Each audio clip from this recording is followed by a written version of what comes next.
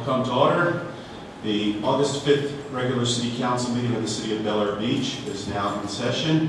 We're going to start with the Pledge of Allegiance, but tonight, because of what's happened in El Paso and Dayton, before I come down and do this with the Elliott children, I'm just going to ask if everyone would just rise and join me in a moment of silence for those cities and the individuals.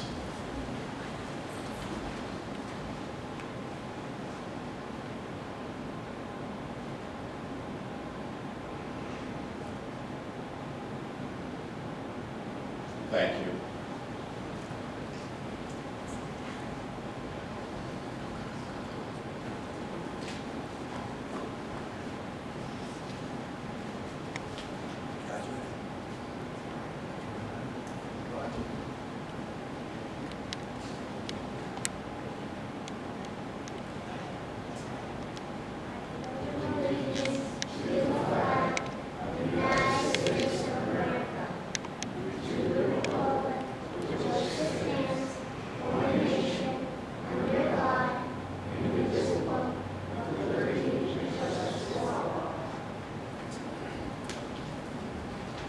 Ladies and gentlemen, I want to introduce to you,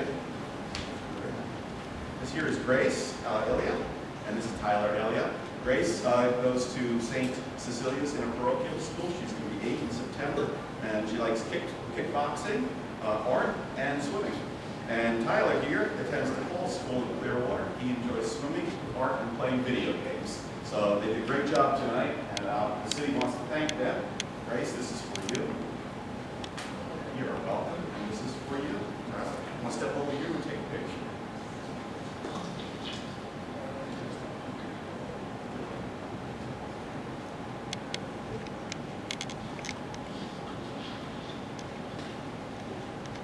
All right. That's great. Thank you.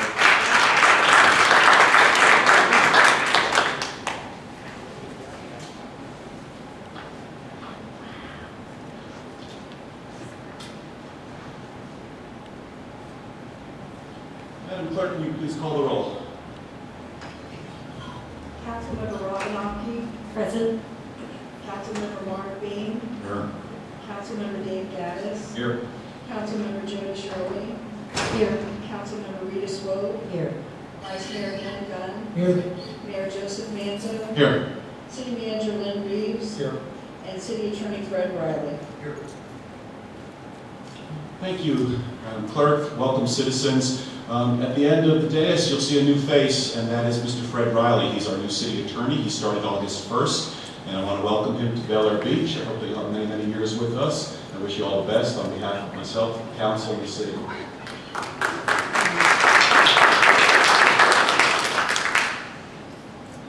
First item of business is the approval of the agenda. Do we have a motion? So moved. Do we have a second? Second. My only comment is that I am going to have some changes or additions to the minutes. I think we left them in the consent agenda last time, so it would just be to change it as long as everyone approves of the changes that I'm going to request. It would just be that we accept it with those changes and anybody else's changes. But I don't think we have to move anything out of the agenda. So, everybody okay with that? Hearing no opposition, that's fine. Do we have, so now to approve the agenda, we have a motion and a second. At this point, all in favor of approving the agenda? Aye? Aye. Opposed? It's unanimous, the agenda is approved. First item of business, second item of business is Pinellas County Sheriff's Office and a presentation on the monthly analysis of events. Sheriff?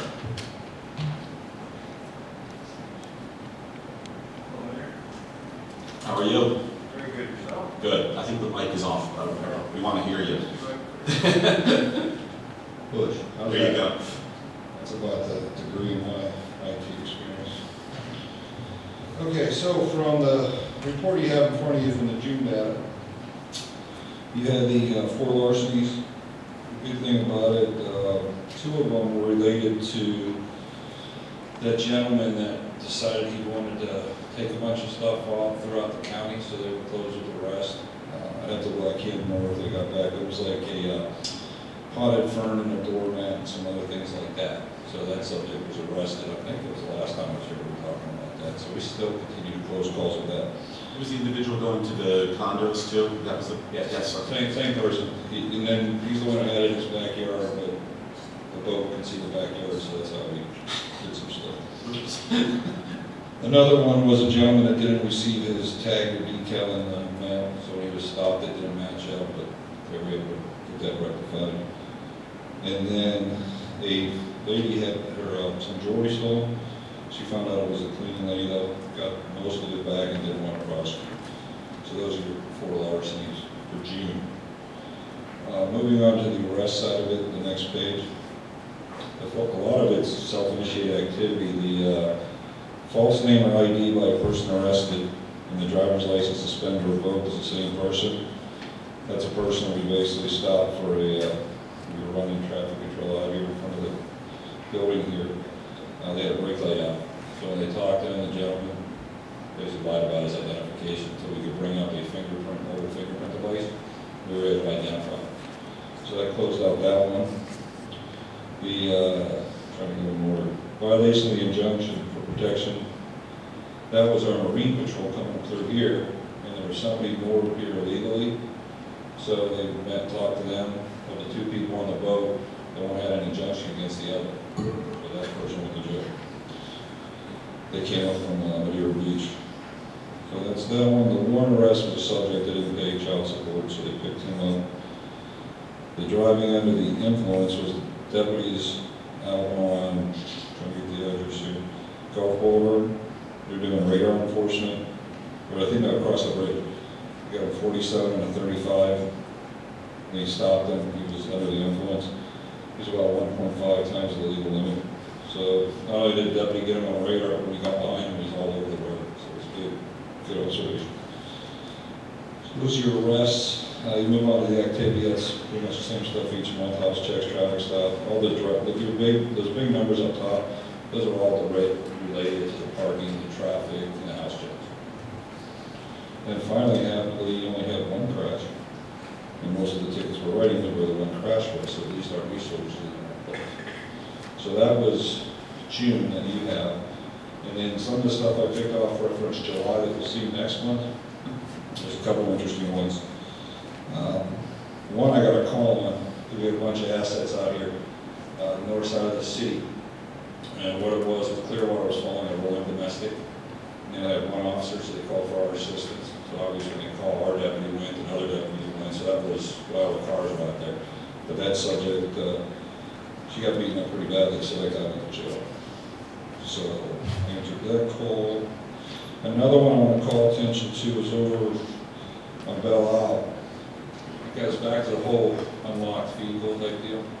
So please make sure you're locking, but this goes beyond that. Please, like, they got in the car, got some sunglasses and some money and stuff like that for some unlocked cars. But the resident had one of those ring doorbell things, so they had some decent video.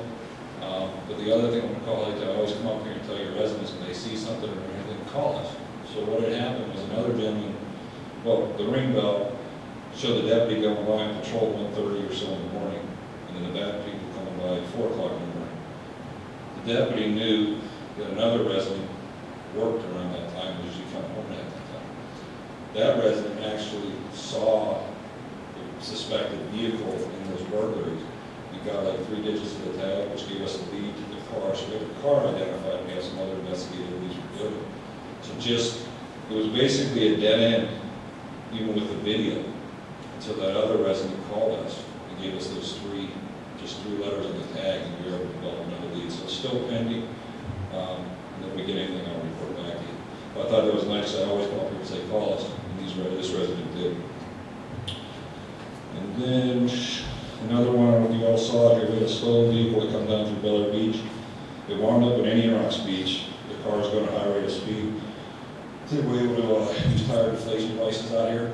So it went flat down up Fifth Avenue, and then they all ran. So they had K9 a little bit. But they caught all 3 subjects down there. So that's always nice when we can stop the car when we get hurt.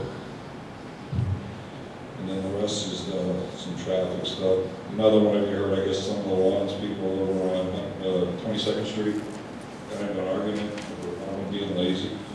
So they called us and we mitigated that. I thought that one was humorous. That's pretty much the monthly, like I said, it's always different because the meeting's so early, so that's June and preface of July. Okay, is there any question? Captain, I saw that high-speed chase, I saw it out my window, I saw the person go by, I saw the incredible response you guys had. Great job. I didn't know what had happened. I was trying to catch it on the scanner, but I guess you guys were under radio silence or whatever because I wasn't hearing much on it. But at night we had a CERT team meeting and I had asked one of the fire officials if they knew what happened. They said it was a car chase, but you guys were right after him and I saw the follow-up, so excellent job on that. Yeah, typically what the deal is, we're trying to get, we don't chase on park wall, it's public knowledge. We don't chase on property grounds. So we gotta get the view of the car, get the eagle and all that, but he had one way to go. Yep. So the engineer Mark's car was on the ball, got out there, I think, or maybe it was one of the guys, police, were out there with their sticks and were across the street. Somebody ran over them, and they still made it all the way down, basically, to the bridge. But then they got all four tires flat, so then they jumped out, and then it was like, these two ran this way, these ones went to the beach. So we got two off the bat, and we brought the dog for the other one, so it started at Bel Air Beach, but the commotion was leading wrong. Good. Well, I'm glad you got them. The only other comment I had is, went to the beach last night, 4 cars in the 6th Street easement, 3 of them no stickers. We called, and you guys came out. I think you had another call, so you came out, and I think I didn't stay around, but I think they were giving warnings and letting people know. The only reason why I say it is because Reddington Beach just got sued. The individuals that own the beachfront property sued the city because they said you're not keeping people off of our property. You know, there were people all over there. There was one kid, I wasn't sure if he was, or it was a he or a she, and whether it was a she was topless. And, you know, we go to the beach to relax, not to play police. So just please keep the pressure on here. I think it worked for a while. That lot was empty, but they kind of come back in and they don't belong there. So if they don't have the sticker, they don't belong there. I know the director patrols are still good. I got those into the end of the year, and then I'll restate them again. But we do have the 3 in Bel Air Shore for those ones. I think there's the 5 or 6 in Bel Air Beach, so I know they're getting done. But it's just like that burglary. We go by at 1:30 in the morning, and it happens at 4. So yeah, like anything, if any resident sees an issue, please have them call us, and we'll respond to the situation. Excellent. Any other questions from council? Yes, I have one. Are the officers that are assigned here, do they volunteer or are they automatically just assigned to a specific area? It could be a matter of both. You'll have people that will bid to be here, and then obviously if they don't bid to be here, you have to fill it. So you still have to find, regardless of how they ever get you, we have to find the right person, because you can't put people that are more apt to work in certain areas of the county and the city and get best results in other places they work. So what it really equates to is, if, let's say, a person doesn't bid to be here, and they get placed here. They need to know how to function within this environment, what the contract city duties document drives. And then the supervisor will keep an eye on that. That's what it all boils down to. If it doesn't work out, then you're all going to make fun, and my phone's going to ring, and my phone rings, and there's a problem with that. So it's really just some issue from there. Any other council questions? Anyone from the city have a question? Captain, thank you very much. You're welcome. Thank you, man. Great job on that car chase. So, thank you.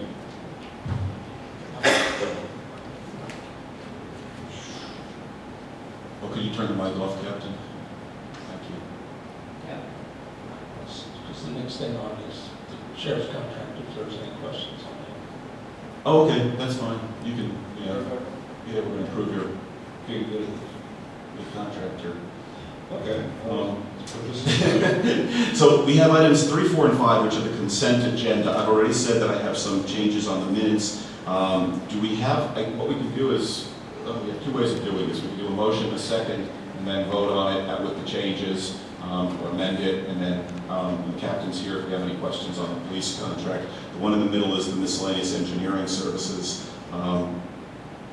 Actually, I should have moved that one out of, it's too late to do it, changing it. I should have moved that one out of consent agenda, so I guess I do have something to say about that. So, but let's go through them one at a time. Let's get a motion for the consent agenda. So items 3, 4, and 5. We have a motion to adopt the consent agenda. So moved. Second. Okay, now we go to discussion. Because we have to do all this. Well, I already said I'm going to, I have to amend this, so. You want to pull it back? We have to. That's correct. Okay. All right, so item 3, execute contract for law enforcement. The sheriff's contract comes up once a year, and the contract is up again this year. As any of you who know, who've been here, we did try and take a look around. There's no other providers, so the sheriff has like a 3% increase this year, I believe, Mr. Reeves? Yes, that's correct. Right. So the question is, should we approve that contract? And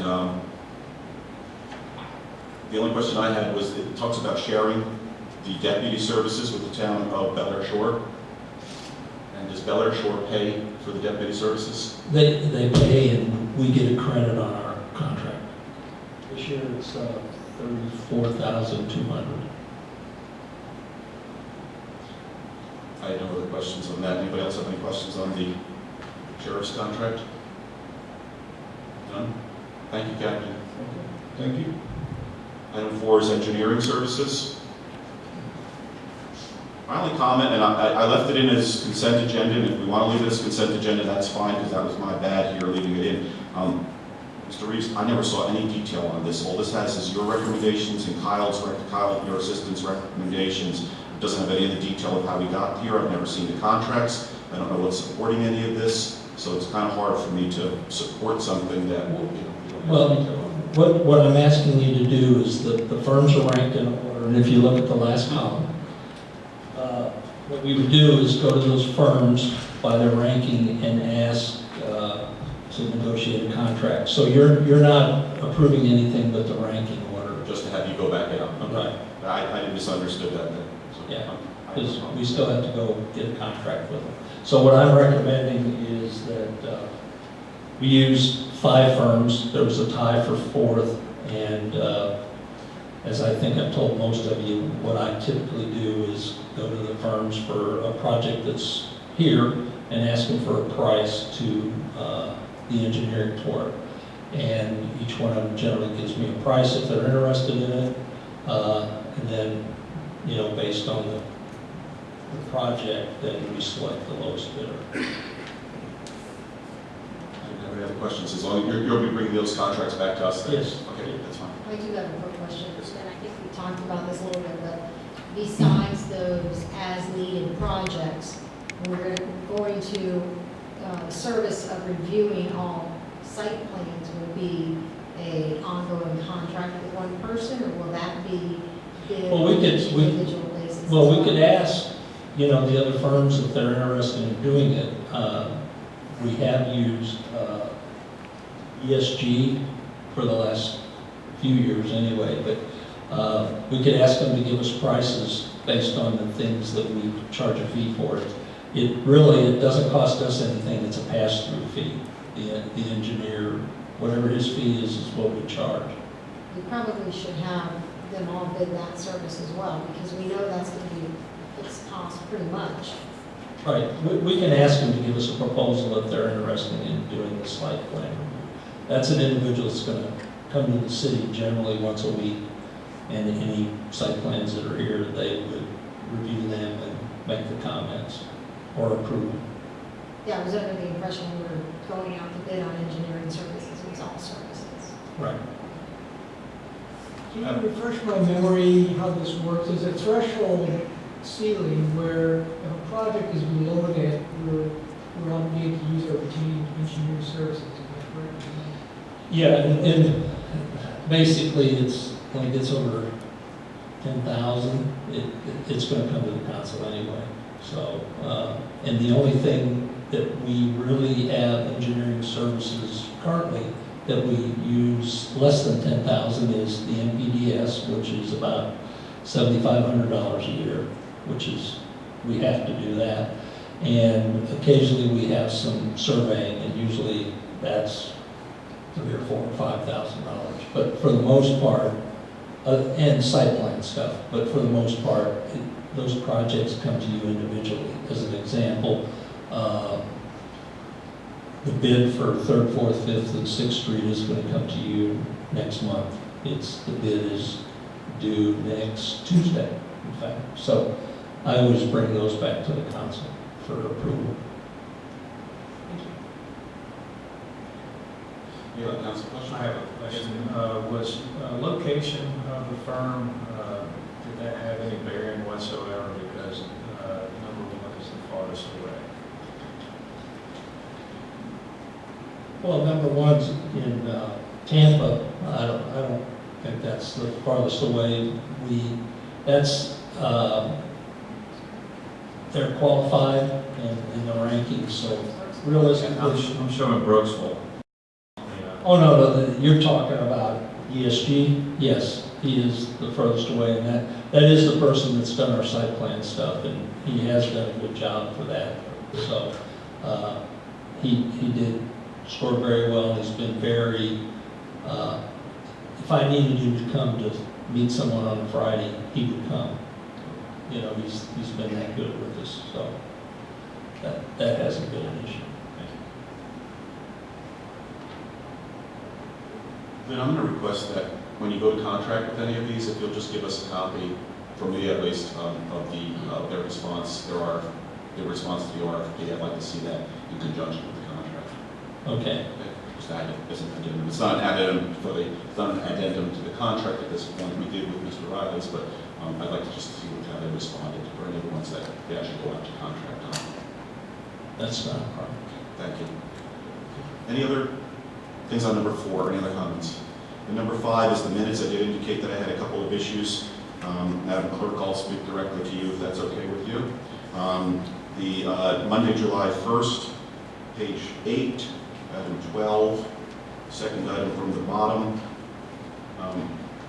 Mayor Manzo asked what City Council's pleasure would be to let Mr. Davis continue to attack him in violation of our ordinances, or call point of order and give him either a warning or stop. Please insert after ordinances and Robert's Rules of Order. There was 2 points that were a problem on that. On page 9, same topic. John Hanzik, 22nd Street, spoke regarding the mayor. He spoke supporting the mayor. If you could change that. And finally, my last comment is actually on the last page of that, page 12. And I say, let's end on a positive note. Pinellas County will be addressing the pump station issue on 7th Street. Normally, I'm not big on having to get credit for things. That took 20 years to do that, and that was a lot of effort. So Wayne Ayers, I see him here tonight, wrote a tremendous piece in the newspaper that described that, I think, in its totality. And if it's okay, I don't want to sit here and read the whole thing, and I don't think it has to go in verbatim, but it's very accurate, and it really describes what happened between Jude Van School and myself and Lynn Reeves. So I'd like to integrate that. It was completely accurate, with one exception. He had Hurricane Irma, and it was Hurricane Hermine, which begins with an H. That was the one where we actually had an overflow situation. So everything else was perfect on it. So I can give you that afterward, or I can sit here and read 3 paragraphs saying you don't have to use all 3, just use your judgment. But I think there should be some attribution to the people who made that happen. That's all I had in terms of minutes comments. Anybody else have any comments on the minutes? And we've had a motion and a second. All in favor of approving the consent agenda? Aye. Aye. Opposed? Unanimous? And the consent agenda is approved. We now move into the regular agenda. Item 6 is to authorize the city manager to execute a contract addendum for residential single and multifamily residential complexes solid waste collection services. This emanates from an increase for solid waste disposal brought. We have an ongoing 5-year contract, and Mr. Reeves is going to explain that a little better. But we have an ongoing 5-year contract with Waste Management, and it's just cost of living stuff. They're raising the rates of this, and now he's going to have to go forward, and we're going to have to increase the cost to the consumers, to citizens. So with that, Mr. Reeves, it was your item. Yep, Mayor, this is just authorization to execute the contract amendment with Waste Management. In the next item, we'll talk about the cost increase, but what we're recommending is a monthly charge for all users of $1.50 a month beginning October 1st, 2019. I have a motion to Authorize the city manager to execute contract addendum for residential single-family and multifamily residential complexes solid waste collection service. Do I have a motion? So moved. So Mr. Bean, do we have a second? Second. Now we open up for any discussion. Council?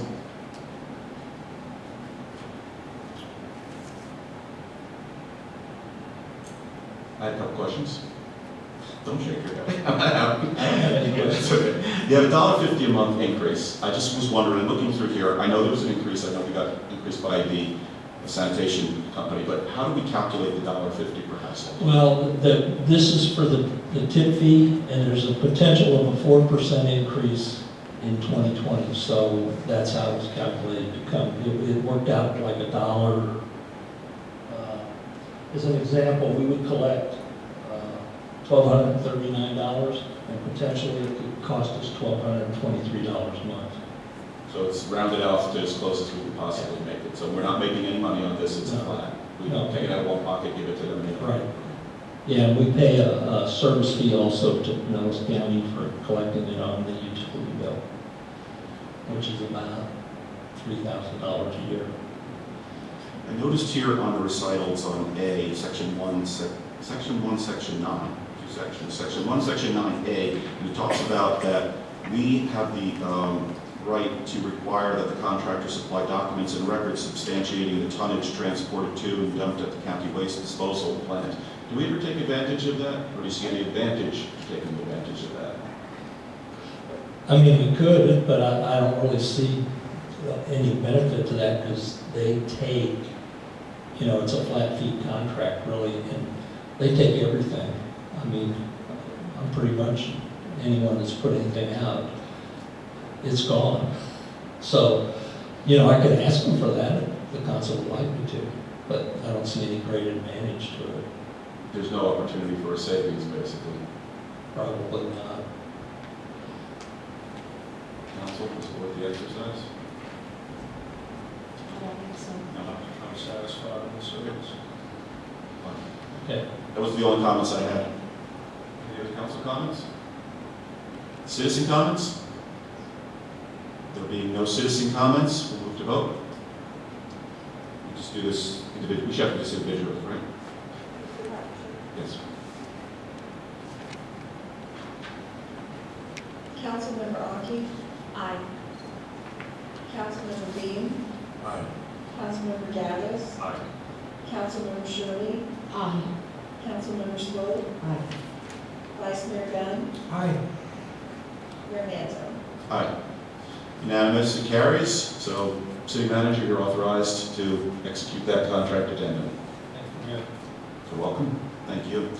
Item 7 is consideration of Resolution 2019-06, a resolution of the City Council of the City of Delray Beach, Florida, providing for an increase in solid waste collection and disposal rates and establishing an effective date. So this is the second part of that. They've raised it for us, and unfortunately, we have to get that money, and that comes right back through that semi-monthly collection that that invoice that we get from on our sewage bill and everything else, the sewage water and its garbage is added in on that. So with that, do I have a motion? So moved. Do we have a second? We'll open it for discussion. Mr. Reeves, do you want to go first? Normally it would be the mover, but it's your motion. It's basically what I told you earlier, that this will take care of the fee increase in the potential. So we're not making, the key is we're not making a profit, right? And we're not having a loss, Don't want either. right? That's exactly. Well, I could do a profit if you want. No, I don't. Any other council questions? Citizen comments? Okay, there being no citizen comments, the comments are closed. We're going to vote. Councilmember Aki? Aye. Councilmember Dean? Aye. Councilmember Gaddis? Aye. Councilmember Shirley? Aye. Councilmember Swope? Aye. Vice Mayor Gunn? Aye. Mayor Manzo? Aye. It's unanimous, it carries, and the resolution that begins in October, correct? As I read it. So Yes. that's why their increase to us occurs. So even though we passed it, the resolution is effective, but the change in the invoice will not happen. So we're going to have another $1.50 a month coming on our invoices. Item 8, Mayor, I'd like to table this, and we're gonna need to put it into an ordinance, not a resolution. I was going to ask that happen. You and I spoke just briefly beforehand, but we were thinking the same thing, so you're withdrawing it. Yes. Okay, and you were the mover of that, correct? Does anybody have any objection to withdrawing? No. It's withdrawn. It'll be on our work agenda. Yes. I'll ask the city attorney to draft something, probably not that fast, but shortly. And I gave you some real quick comments on it, but I can certainly elaborate on that. Okay, we're on item 9. Consideration of Resolution 2019-05, a resolution of the City Council of the City of Bel Air Beach, Florida, authorizing signatures which are to appear on all city check and draft writing and instructing any financial institution to accept any certified copy of this resolution as evidence of legal authority over the city accounts and establishing an effective date. This is the authorized signatories for the bank account. Mr. Rees, do you want to add anything to that? Yeah, the reason we're updating this, we removed Melanie from the bank accounts. And the mayor and vice mayor had already signed the new signature card, so this is what we have to send along with them. I'm not going to reread that whole thing. Do we have a motion to bring that before the board? So moved. Second. Council comments or questions? There being none, I'll move to city individuals, city citizens. Any comments, questions? There being none, we'll close the discussion, move to vote. So it's on that whole ordinance if you want to read it again, but let's just do it by name. It's 19-05. Councilmember. The resolution, I'm sorry, it's not an ordinance. Councilmember Aki. Aye. Councilmember Bean. Aye. Councilmember Gaddis. Aye. Councilmember Shirley. Aye. Councilmember Swope. Aye. Vice Mayor Gunn. Aye. Mayor Manzo. Aye, it's unanimous, it passes 2019-05. City manager, you've already indicated that we've signed this. I know I just signed it before. I don't think there was anything that was left to Yeah, sign. you probably got to sign the resolution. I'll sign the resolution at the end, yeah, but I signed the cards, And make sure did the vice mayor sign so a signature on on this? No, this. The resolution. resolution. Did No, we you? didn't sign the resolution yet. Okay, We never sign that until it's over. okay. No, I just wanted to. Okay. All right, we move to item 10. This was a item placed on the agenda by Councilwoman Rita Swope. Discussion on the Park and Recreation Board's responsibilities and proposed funds needed to cover events. The explanation is board's powers, duties, responsibilities, and funding. Do we have a motion? So moved. Second? Second. I have an objection. I'm going to object to consideration of the question. It's one that we haven't had before. I believe that there's no question here for our council. Under Robert's Rules of Order, you are supposed to have a question. You're supposed to make a decision. It's supposed to be a dispositive question on an issue, and this is just a discussion, which is, I think, better suited for a work session. With that, there's no debate on that topic, and we go straight to vote, Madam Clerk. We need a two-thirds majority, which means 5 of 7 people would have to agree. Essentially, what we do would be to table this and move it into a work session. If not, we will entertain then the discussion on it. We'll call vote. Yes. So Councilmember Aki. Wait, just to clarify, we're voting, you lost me. Okay. I made an objection to the consideration of the question, and my reasoning behind that is, under Robert's Rules of Order, there's supposed to be a substantive question brought before our body. We're not here to just have talk radio discussions, and I'm not saying this will or won't be, but it's not the purpose of this board. When we get done, as I read this question, we don't resolve a thing. We just have a discussion, and that's not what the point of tonight is all about. That's what the point of work sessions are for. So I made the objection to the consideration of the question. I could have done it as a point of order, and then I would have made the decision. But I purposely didn't do it that way because I want the council to make this decision, and I'll abide by whatever council decides. When such an objection is made, you need a 2/3 vote, which, because we have 7 people, it rounds to 5 people. So 5 people must support my objection to the question.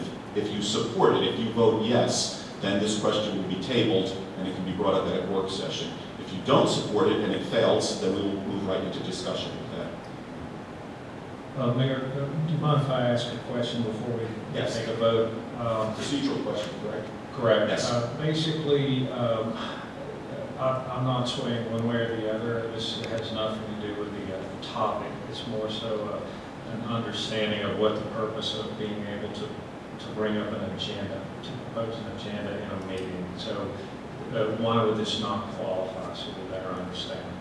It's not a substantive question. In other words, we just had several substantive questions that came before us. Authorize an increase in fees. Authorize the city manager to do something. In other words, when we get done, we're voting yes or no on something.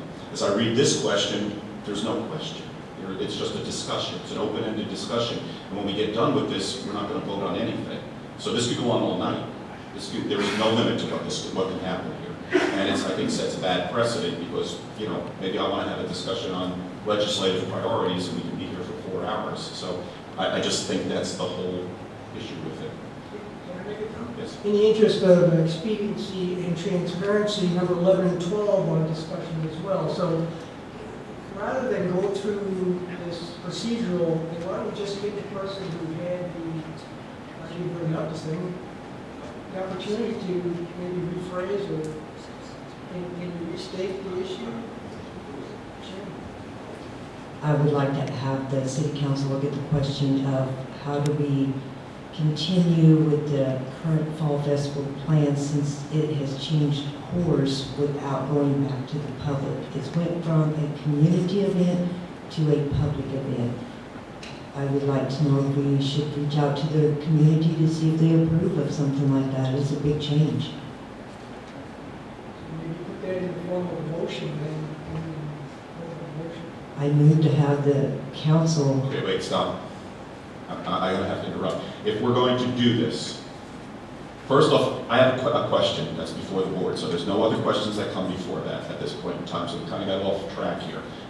I appreciate the comments, and we can go down that road, but I have made an objection. That needs to be ruled upon by the board. Then, if somebody wants to amend the agenda, I'll go through the procedure for amending the agenda. But right now, we need to call a vote on my objection, which takes this off the table. And Vice Mayor Dunn is correct. I'm going to make the same objection on 11 and 12, but we're considering one question at a time. So I don't think it's appropriate that we do all three at once because we're really going to have a problem. We can only have one main motion on the floor at any given time. So this is on number 10 only right now, but yes, they're coming for 11 and 12. So I'll call the question again, and it's an objection to the consideration of this question, the way it's phrased here, for our discussion. And there's no discussion on this. There shouldn't have even been the debate we had. Sorry, Mayor Matera. Again, I'll call the question, and it's objection to the consideration of that question. If you vote yes, then that will come off the agenda, and it will go. It can go onto a work session. It can go, if it's rephrased, we can consider it tonight. But right now, it's one thing at a time. It's that question the way it's written. Is that clear for everyone who's going to vote? If you vote yes, you're saying take it off, but we could put it on a work session so we have adequate time to discuss it and figure out. That's correct. Just want to clarify. Yes. And if we vote nay to your objection, then We go right into discussion on that. Madam Clerk. Councilmember Aki, Aye. Councilmember Dean, Aye. Councilmember Gaddis, Aye. Councilmember Shirley, Aye. Councilmember Swope, Nay. Vice Mayor Gunn, nay. Mayor Manzo. Aye. If the consideration of the question motion passes, the question is now removed from this session. We move on to number 11. That can be brought up again, I will say, at a work session, which I hope the Vice Mayor speaks on it during his time. If not, I have some issues that I will schedule something tonight. Number 11, discussion, this is also from Councilmember Swope. Discussion on hosting a retirement luncheon for City Attorney Paul Marino, and this is in honor of City Attorney Marino's retirement. Do we have a motion? I move that we discuss hosting a retirement luncheon for retiring attorney, city attorney Paul Ray. I second. Okay, Ms. Aki, Councilmember Aki.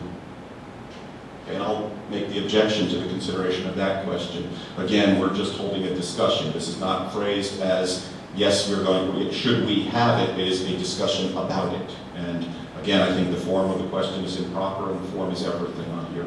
This is a discussion that goes endlessly. There's no resolution to it. So I'll make the same objection. I think everyone's familiar with it. There's no debate on it. We go straight to vote. Councilmember Aki? Aye. Councilmember Bean? Nay. Councilmember Gaddis? Nay. Councilmember Shirley? Aye. Councilmember Swope? Vice Mayor Gunn? Nay. Mayor Manzo? Aye. It's 4-3 in favor of the nays. Discussion is now open on that topic. Vice Mayor Gunn, you opened it, so you have the first word. I'll defer to Councilmember Swope, who brought this up for discussion. Thank you. I feel like that the council should look at hosting a luncheon in honor of his retirement from all of his many years of service and dedication to our city. So basically the question is will the city council approve the luncheon for him? No, I agree that we should definitely honor him. I guess I'm confused about discussion versus voting versus all of that and procedure. Again, I'm smart with medicine, I'm not with legal. So I agree with Rita Swope that we do need to honor him. I guess I'm still confused about procedures, that's all. Sorry. I'll just interject, it's a discussion only. There's no motion to honor. It's a discussion about hosting it. So One thing that we need to consider is there's always a possibility that he won't attend. It's just something everyone needs to think about before we go down this road. Well, what we could do, if I may say, is put an e-bite out and see where it goes. I would say the proper thing to do is to invite and plan. If he decides not to, then that's on him. We still select it to honor him. If he decides not to show up, then that's his prerogative. But it's still the right thing to do. I agree. I agree. Can I just interject a little bit here? First, Manzo is, Marino has, retired, and yes, he served a lot of years with the city, but he was a contract employee. He's not a staff member who's retiring. If we want to give him a plaque, I think it's great. But do we want to spend precious taxpayer dollars to honor a contract employee? And I don't know how much we're talking about, what kind of budget. I keep hearing all this resistance about parks doing things that is going to spend money, but they're self-funded. I don't know why we would consider spending money on a contract person who has retired. I don't understand. A plaque, recognition for his years of service, great. But I don't see why we would host a party. I think if council members want to host a party, they should possibly do it at their own home. It's not a city issue. I agree. Excuse me. I haven't spoken once yet, so let me do it. Then we're going to go back and we'll keep going around. This is a discussion, but everybody should speak once before somebody goes twice. I agree with Councilwoman Shirley 100%. This is a contract employee. He has been paid upwards of $25,000 to $30,000 a year for his legal services. He did serve a long time. I see Leslie Natera in the audience, former Mayor Natera. She served 9 years on council, along with Wanda Schreier and John Petrowski. And when they left, and I don't endorse or I'm not praising or criticizing what they did. When they left, they got a paperweight. That's what they got. They gave hundreds and hundreds of hours each over 9 years, and they got nothing from this city. No plaque, no honorariums, nothing. So I don't think that this is something we should be spending our money on. If people want to do it privately, do it.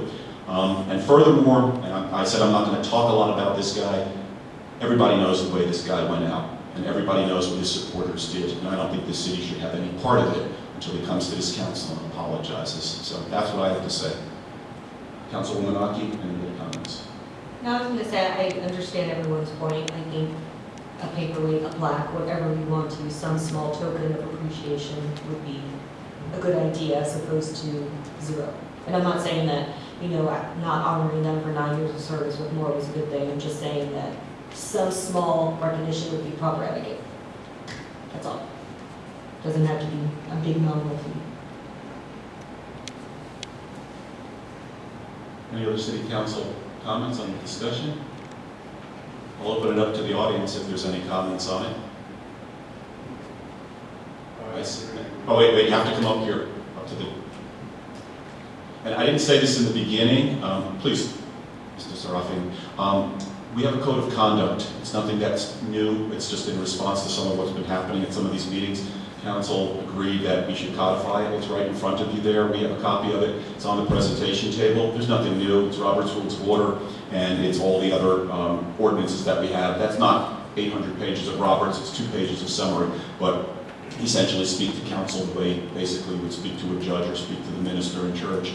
The rules of disorderly persons apply in here just as they do on the outside. So we've had some people get a little carried away in some of these meetings and we wanted to stop. So I know you're not going to be a problem, but I just want everyone in the audience to be aware of it. So please, with that, you have 3 minutes. You're off, Mike. You have to just push the green button. No, you just have to push the green button. There you go. And we need your name and address. Thank you for that clarification on the procedure. I agree wholeheartedly with you, Mayor Manzo, and your recommendation. Surely. Sure. I support both your opinions of giving a token of appreciation, but any expenditure for a party should, as you said, be a private gesture. Thank you. And it's Burke Sarafian, right? And your address? Burke Sarafian, 408 22nd Street, Beach. Bless you. Any other city comments? Mr. Hanzik.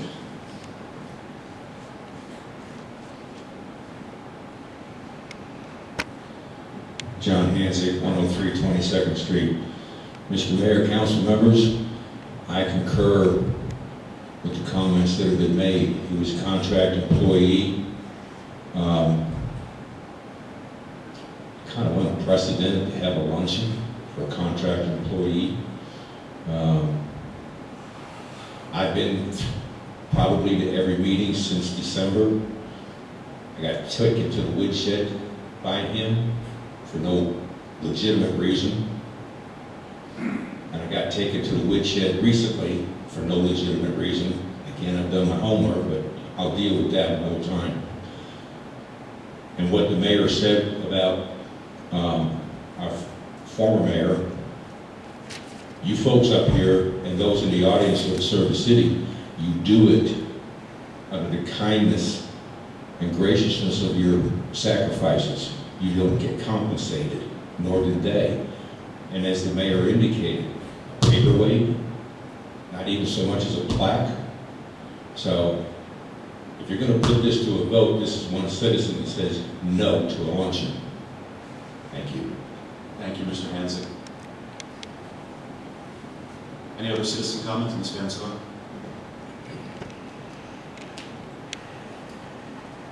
I'm Van Scoy, 7th Street, Bellevue Beach.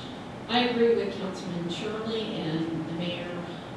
I truly don't think we should be spending money on putting on a luncheon for a contracted employee. With that being said, you probably should get a small something from the city for sure for 20 years. But we went to the Big C, and when we were at the Big C, after the mayor got in office, probably one of the first things I said to the city clerk was, is that all the people got for their service from this city? I addressed that in reference to the former mayor, the former 2 councilmen. I thought it was pretty pathetic that that's all they got. Plus, I also said to her that I felt like they should have been center forward, in the center when we were presenting those things to them. So I'm hoping that the city addresses that as well, because when somebody does give their volunteer time and they're not getting paid for it, they do deserve a little bit more recognition for their time of service. And we went to the Big C meeting, and Mayor Notaro, she was given this beautiful plaque with a gavel on it, and the former mayor and the two council people represented their stuff over to the side here. I have pictures of that. I look at that all the time. Over here to the side, not even in the center of the audience, and we're given these little pieces of paperweight. That's all I have to say. Thank you. Thank you. Any other citizen comments? Council comments? Sure. Vice Mayor. Mrs. Pope taught Saturday morning etiquette class at the Coast Guard Academy. And based on my upbringing, I would support out of my own pocket to attend some sort of luncheon for. I don't think any city money should be spent on this thing. I will chip in my own money and I will pay my own way if we go to lunch or something. But my feeling is that proper decorum and civility dictates that we provide some sort of small honorarium for them. That's just, I don't believe the city is obligated or required to perform. That's all I have. Okay, thank you. Any other comments? Well, maybe something could be done outside. Do an e-bike and pick a location for dinner. And if he wants to do that, then everybody could go with it. I mean, we don't control what people do on the outside. In terms of authorizing something from the city, I think there's almost unanimous agreement in a consensual way that, you know, a paperweight is an order or something on that token. I'm not going to reward him. I'm looking at Leslie Notaro right now, and I don't like that I handed you a paperweight. You got a beautiful honorarium from the Big C, and you deserved it. And we could have done the same here in Belmar Beach. You gave 9 years of your life to the city. So I don't want to honor a contracted employee more than we honor our own mayors. You have the last word, so. I was just wondering, Councilmember Swope brought this up, are you willing to take this on as a small side project and maybe organize something? I can definitely do that, but I am concerned about any violation of sunshine law. I purposely have no contact with any of you and or your spouses or significant others outside of this room. I don't even want the perception of the sunshine law, so being outside the building could be a potential issue, so I wouldn't be able to go with you, with him, but I can certainly just take him out to dinner on my own. I was thinking maybe organize through the city club or something. Just on the topic of sunshine law, and I've heard, I mean, maybe it's easy for me being an attorney, but Council Riley and myself had a discussion on this very issue earlier tonight, and I think some clarification is in order, because certainly if two council members wanted to go and have a party or a dinner, luncheon, breakfast in honor of anyone, as long as they're not talking about city business and stuff that's going to come before the board, it's my understanding they're breaking nothing with regard to the sunshine. So I want people to walk around terrified on this. And I'll call on you for your first thing, and I did say to you, if you're not ready on any topic, you know, attorneys, despite what people may think, that don't have every law committed to memory, so I don't aim to put Mr. Riley on the spot, but if he's prepared to impart any advice on this, I just want to make sure people are comfortable that they're not violating the law because they happen to go to breakfast together. Well, I've listened intently to the discussion, and one thing I'm certain of is I'm not planning my retirement.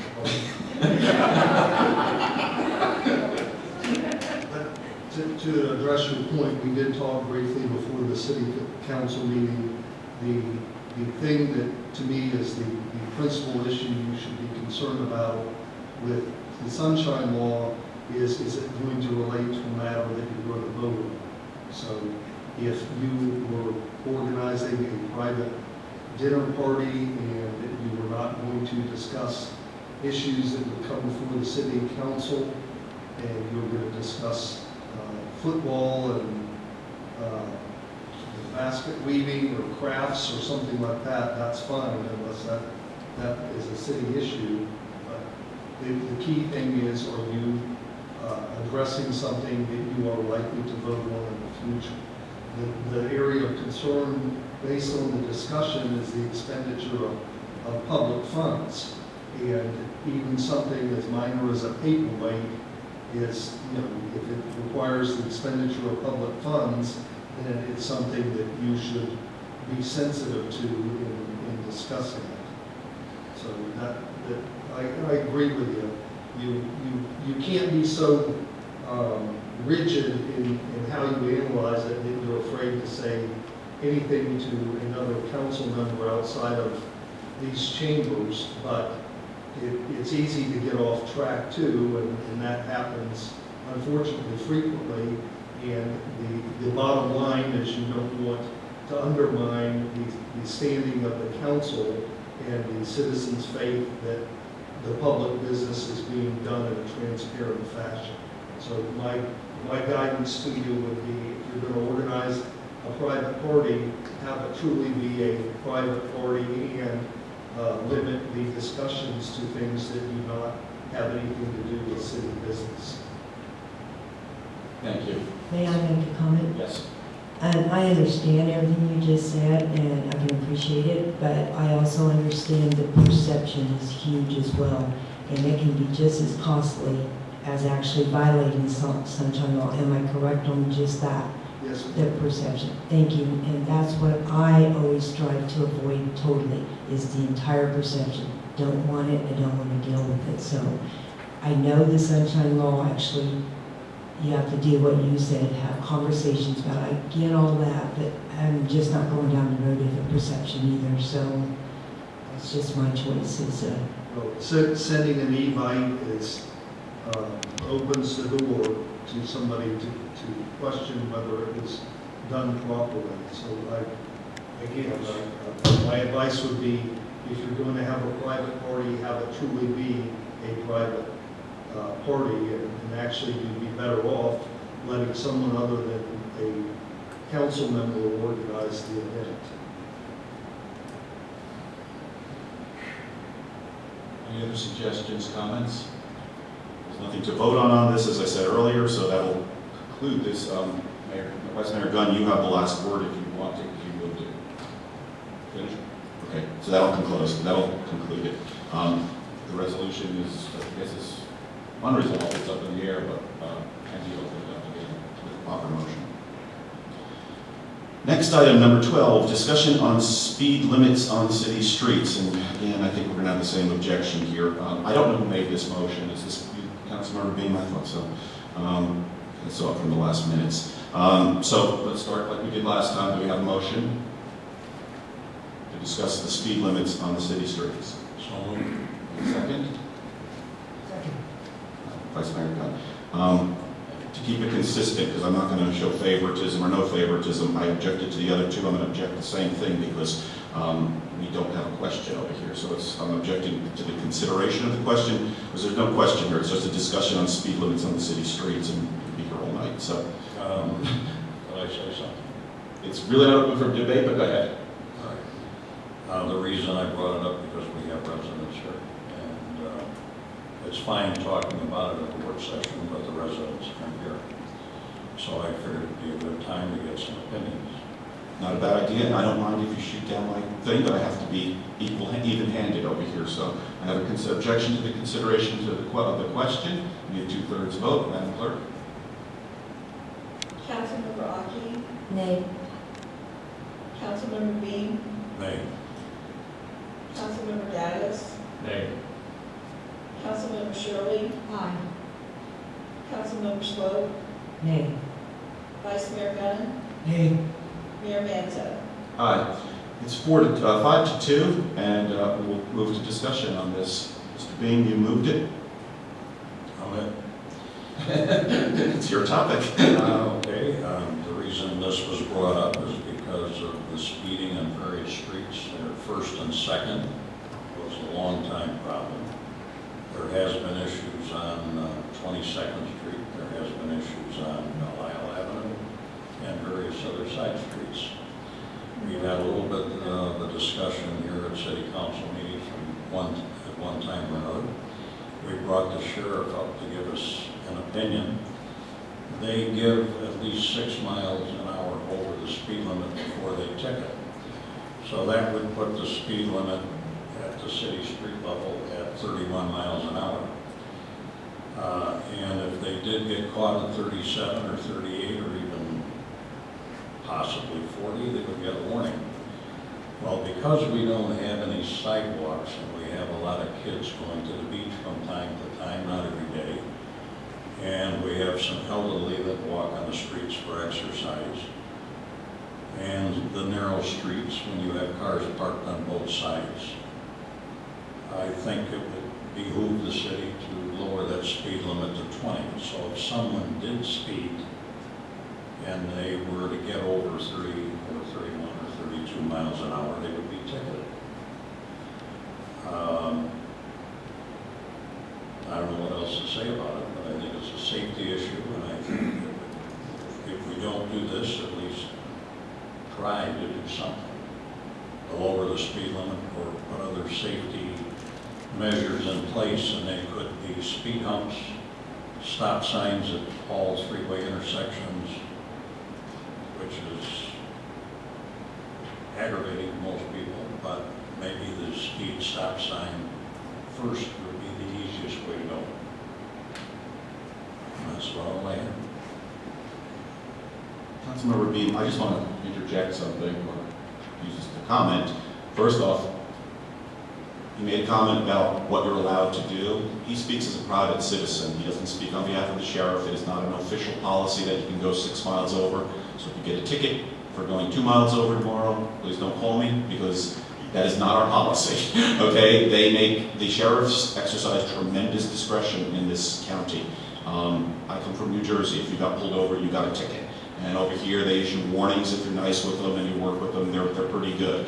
But if you're going to get in their face and be nasty, they have the discretion to write you over a mile if they wanted to. They don't, but there's no 6 mile freebie. So I don't want, that was his opinion. That's not an official policy of the sheriff. But if you do get stopped, I'll tell you, be nice, and you might get out of it with a warning. With regard to the speeding, I think I initially brought up some concerns on that. My concern was the county roads, because those are the ones that seem to have the worst issues, particularly Gulf Boulevard. I live right there. I hear it all the time. Some people that fly through at night times at excessive rates. They did the examination. 85% were found to be in compliance. That didn't surprise me, because it's like everything else in life. 85% of people follow the rules. It's those other 15%. But what we found is, and I'm not going to give away what the details are. They're there if you look for them, but I'm not going to tell the bad guys how to beat this. The sheriff's aware of where the speeding's occurring, what direction it's occurring, what time of day. We actually put boxes out there. Right after this new council came on, the sheriff put the boxes out there, and we know where the areas are. With that said, the only street in the city that showed a speeding problem was 22nd Street, and we've had several citizens comment on that. So before I'm ready to punish, we have 40 streets in our city, so 37 streets that don't have a problem.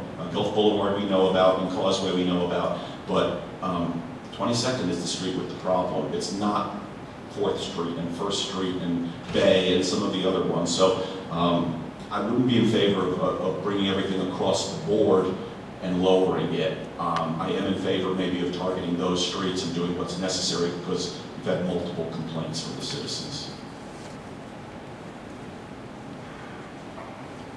I will say this: if you watch some of the contractors and the delivery people go through the city, they're well over 30 to 35, maybe in some cases 40. Fortunately, I'm retired, or maybe I shouldn't be, but I see it. And I know there's been some objections from other council members, and we like to see the city do something. But for all, if you across the board lower that speed limit to 20, that's probably the easiest way to do it. But in most of the other streets, I doubt if you get up over 20 anyway, unless you accelerate it rapidly. So hopefully this method of doing things to slow people down and make it safe for the young and for the elderly, and for the people that are texting while walking.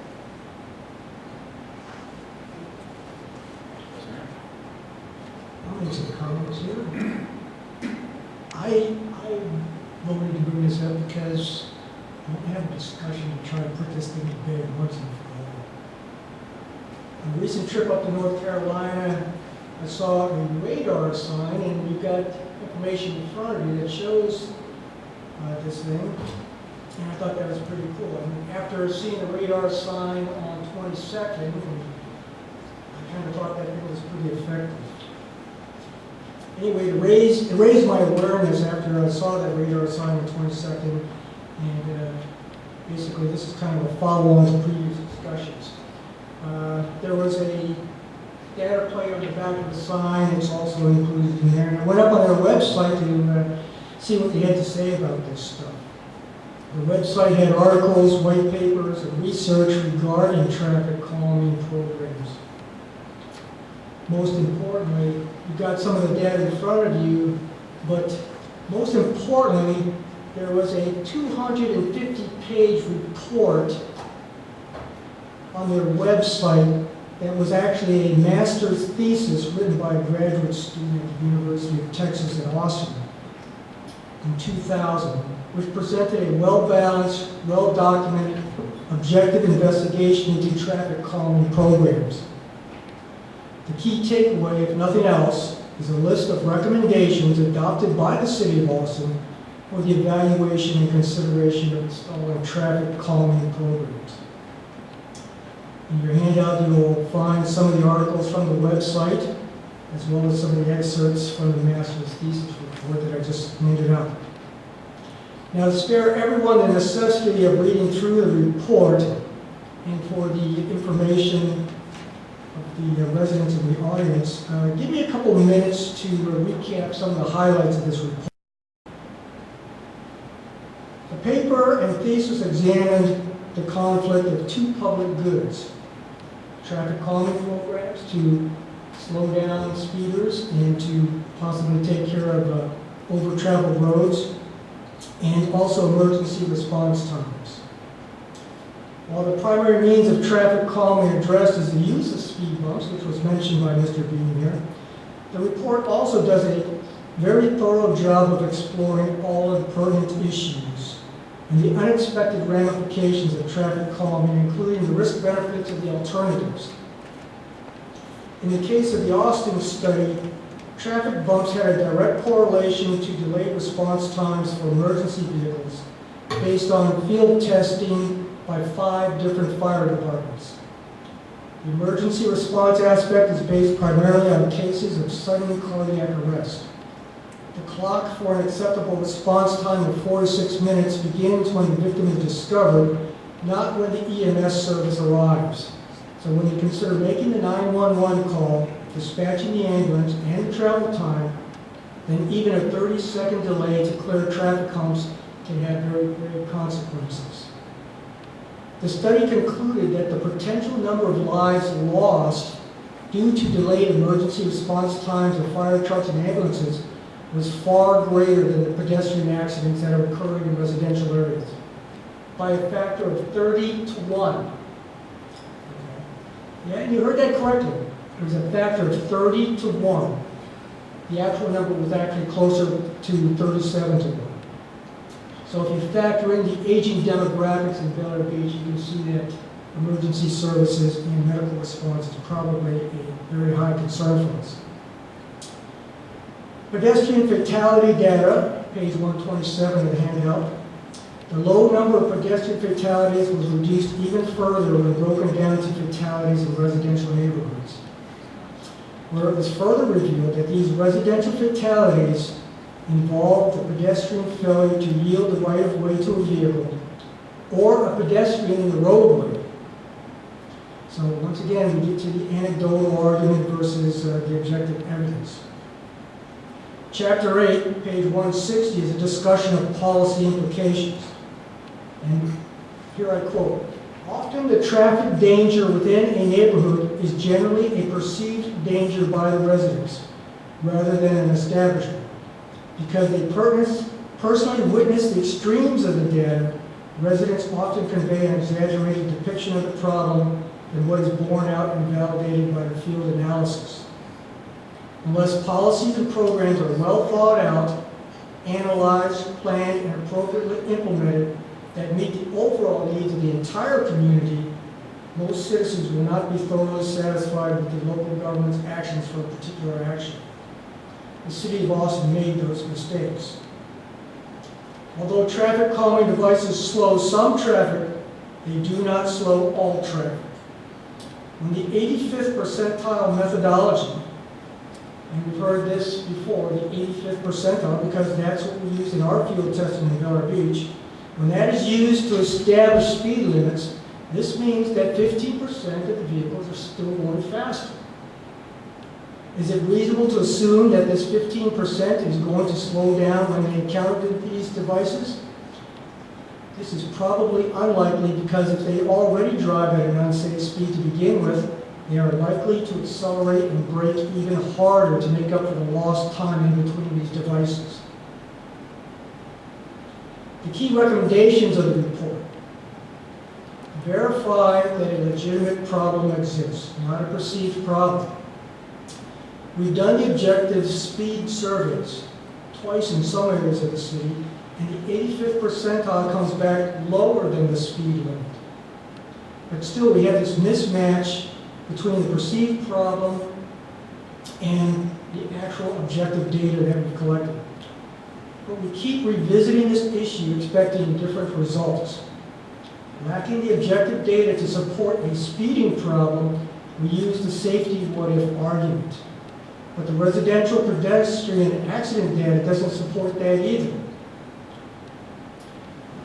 Maybe the city manager could provide some data. Have we had a pedestrian fatality in recent memory in the city of Vero Beach? No, none that I know of.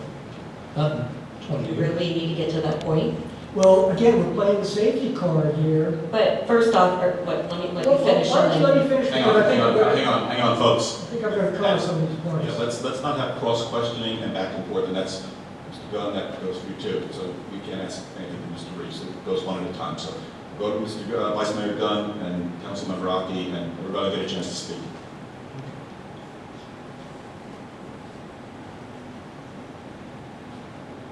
Just recently, we had a lightning strike on the beach, which had more fatalities. So that's a concern there.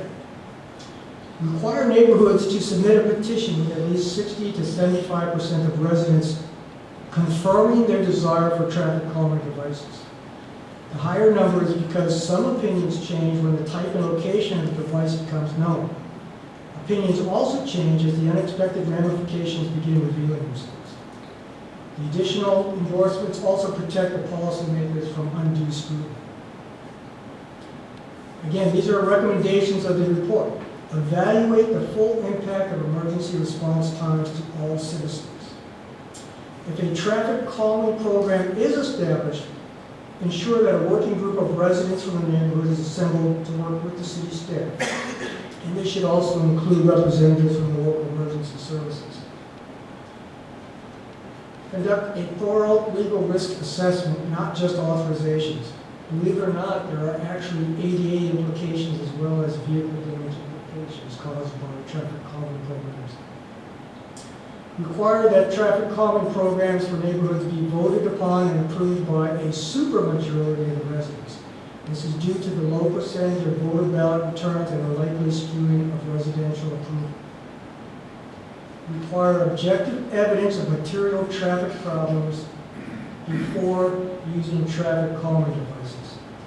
This again references the 85 percentile methodology and discusses using pre-established thresholds. Ensure that true public hearings are held for proposed traffic calming plans to ensure openness for public debate and decision-making. Policymakers, whether appointed or elected, should base their public policy program decisions upon fact and not emotions. Other considerations that were brought out in the report. Stop signs. Don't use stop signs if the need and intention is for speed control. Stop signs don't decrease average speed and in fact increase noise and pollution. Lower speed limits will not likely impact the speed of offenders. Just like the mayor brought up, it's the diaper analogy. Because one person does it, we all end up wearing diapers. There is cost data in the back of some of the radar sign stuff, and you can see that it is a cost-effective traffic calming device instead of the cost involved in traffic calms or speed tables or speed bumps. The other thing is the effectiveness. It's the most effective thing that's been shown out there to date is the radar sign. Anybody who's had any human factors or behavioral training, it's the old feedback loop. You see it, it changes your behavior right on the spot. Trends in other residential areas, learn from their experience. Some of the articles are from Hillsborough, Tampa, and St. Pete. Feedback from the fire departments and other neighborhoods that have gone through this drill, and the reviews came back very much so. Radar signs can collect data, which allows us to build more information and pinpoint those hot spots, as they call it. There's a chart just behind those first two photographs, and it's from a different report, and what it shows is the level of acceptance and the attitudes of the residents. When you go with something like an electronic sign that provides immediate feedback, the approval and acceptance rate is much higher by the residents rather than if you start looking towards the right end of the graph, you start seeing it starts to drop off drastically when you start changing the speed limits using cameras or ticketing for speeding. My recommendation is consider going with radar sign options in a few key places on an evaluation basis. I'm not opposed to traffic calming, but I think we really need, like I've said all along, I'm a data-driven person, show me the data, not the anecdotal, somebody was speeding, and my concern is there's a lot of unforeseen ramifications if we just start jumping to immediate solutions. Well, I'll kind of make one comment. I know Robin was next, but I got to jump in. If you go to Indian Rocks Beach and you drive in that town, everybody slows down to 30. And there is really no speed counting devices, no radar. But it's been 30 for so long, people just do it. Now, whether that would work here or not, I don't know. But I think the signs are the cheapest way to go. The speed humps, yes, I agree. They're a problem, especially with emergency response. Stop signs on every corner of the intersection, I doubt if everybody would uphold to those. So I think it's the most reasonable way to try it, most cost-effective way. And I'd like to start something because I don't want anybody to get hurt.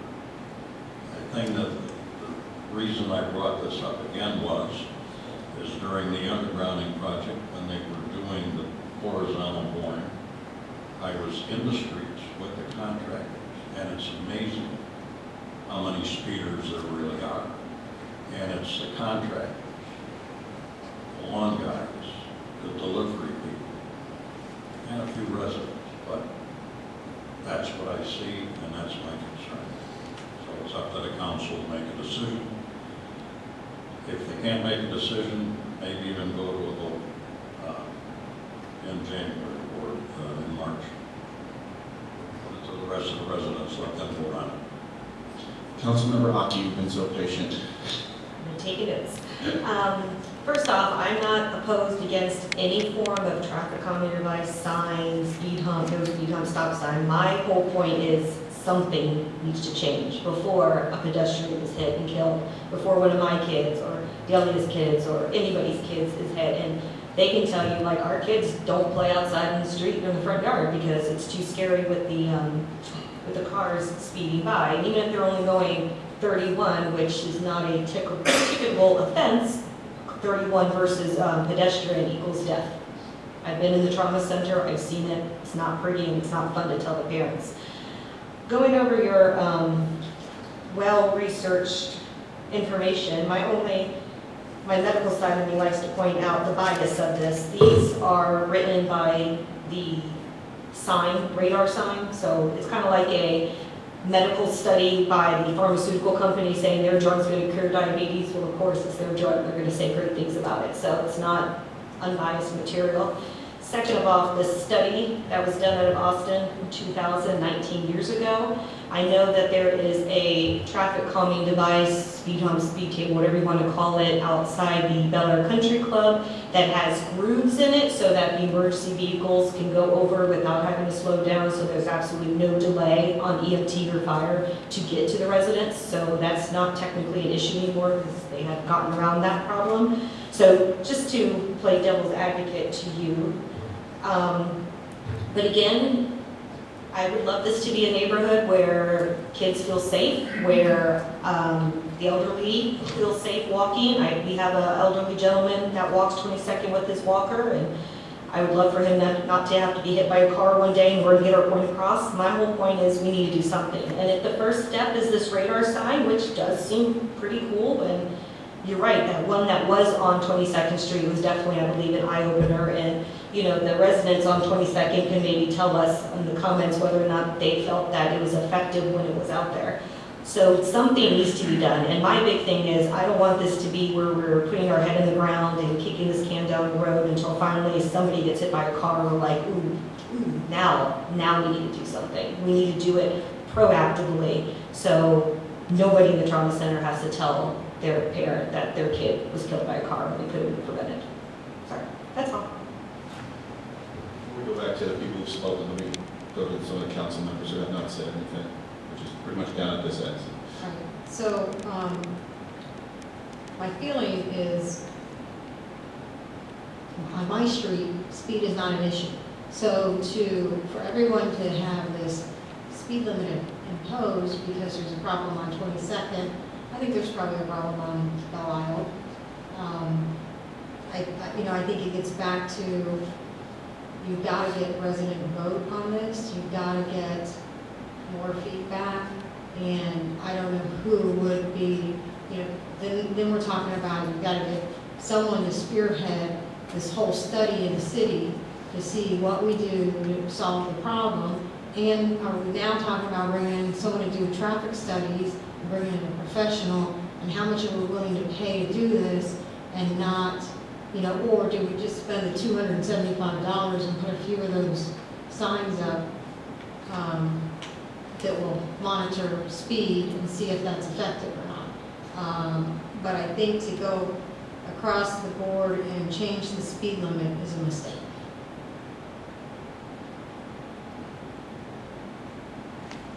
Any other council comments on this end? Yes. Is there an issue at all with just changing a few streets in the city? Does the city have to be all one or none, so to speak?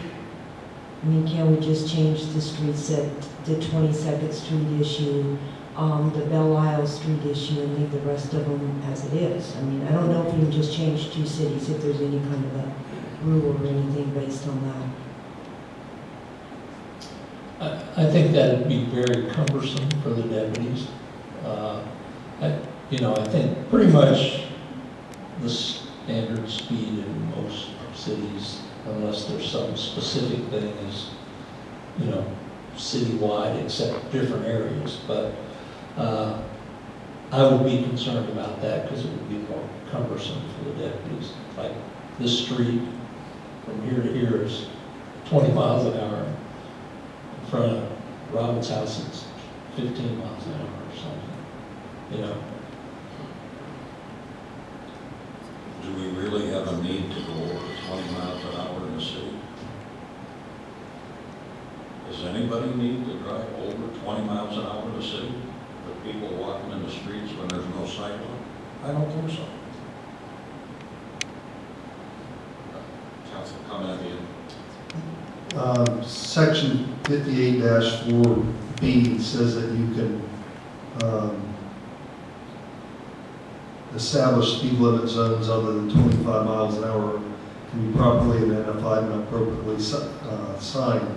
So to answer your question, you could do it street by street, although I agree with the city manager, that would certainly be confusing. But if there was a street that was a chronic problem, I think you could single that one out and establish that as a separate zone.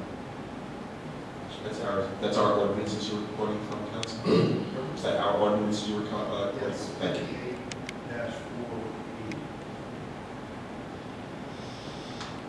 58-4E. Council, do we have any? Vice Mayor? Got a couple more comments. Like I said, I'm a data-driven guy, so here's the photographs. Kids running through the street without looking either way, parents standing out in the driveway, not supervising or watching their kids. 11 seconds later, after the kid runs across the street, a car comes by, and 5 seconds later, another car comes by. So there are people playing ball out in the street under the supervision of their adult parents. There are kids under the age of 16 riding bicycles without bicycle helmets as mandated by Florida statute. Again, I don't like anecdotal information. Show me the data, and our speed data doesn't support it. That's it. Now, we're playing the safety card. Yeah, well, the emergency room trauma doctor who has to go tell the parents that their child is run over didn't make it. But also think about that devastated driver who's driving down the road lower than the speed limit and runs over a kid because he's unsupervised and runs across the street. That to me is just as devastating a situation. Again, all I'm saying is let's do it in a methodical, logical process. I mean, you could come up with these scenarios all the time. You could also say the driver was driving under the speed limit while texting, you know, I mean, we can play this card all day. My whole point is, I don't know what the answer is. I'm not an advocate for reducing the speed or putting a traffic calming device or a stop sign or a radar sign. I'm not an advocate for either one. I'm just an advocate for something's got to change. What it is and what we decide on as a group will be fine with me, but we need to do something. And if we need to start maybe with a few key streets, maybe buy 2 signs and put them on the big streets that are a problem and see how they do, and if they work out great, and if other residents bring up issues on another street, we can consider those. If we want to do 1 or 2 signs at a time to start, I'm cool with that. I just believe that something needs to be done proactively. I can meet you there. I agree with that. And again, let's go with the lowest common denominator here, maybe the signs. We can get more data from the signs. It's proven to be the most effective thing in traffic calming because it provides immediate feedback that wakes up the driver and gets him out of that autopilot mode of just moseying down the road. Something flashes in his eyes and gets his attention, and he looks down at his speedometer and yes, I'm speeding. But to just jump to lowering the speed limits or other things, you know, let's take that. Let's make haste slowly as the phrase. I can meet you on that. I understand. We need to take a look at some. Let me say something about speeding trucks and professional drivers and stuff. We had on our street, and this is anecdotal, but it shows you how you can solve a problem. We had those sewer trucks flying through. They were, in my estimation, going probably close to 35 miles an hour on a 25. And all those beautiful children who did the Pledge of Allegiance that live on my street, they're out there. And then when Lynn Reeves and I went to the county, I told them, I said, your guys are flying through, and if one of those kids get hurt, okay, I don't know if you're going to have to be waiting for the police to come and do something. The residents aren't going to be too happy that you're flying down these streets loaded, 20,000 pound trucks. We just had those trucks come through again because of the rains that we had. Not one of them that I saw was going past the speed limit, not a one. So, we have a certain number of drivers, and it's UPS, and it's FedEx, and it's people like this, and if that's the problem, pick up the phone and give them help, because they will do something about it. And if not, we have 2 deputies in the back, we can target that enforcement and tell them to knock it off. So, if you see something, say something. We're here all day long, so say something, pick up the phone and call them up, because you can make a difference. If they still don't want to do it, I have no problem doing a directed patrol and ticketing them. Do you have any other council comments? I know you wanted to get it to the audience, to the citizens, so I will open it up to the citizens. Mr. Hansick, no BB guns tonight. Paintballs. No paint guns either. No paint guns. John Hansen, 103 22nd Street. The radar sign worked until the last few days. The last few days it was out there, people coming towards Gulf Boulevard, in my observations, and I do a lot of work in my front yard, and because I'm limited in space in the garage, I do my woodworking out in the front on a portable bench. I can't help but look up when I see or hear that the last few days before the sheriffs pulled that sign, people actually sped up. See how fast they can register. And you wonder why I get up here and I commented about the ping pong and the paint gun. I get frustrated. And I see the gentleman, the elderly gentleman, with the walker. And I did not realize he lived on the other side of the bridge. It comes almost all the way down to Gulf Boulevard. God bless him for being able to get out. I understand, you know, you want facts. But on top of the facts, eyewitness works too. And I've been an eyewitness for over 4 years. And when I realized I was on the verge of suggesting that the deputy park in the median between the sign and Gulf Boulevard and start nailing these people with at least a warning.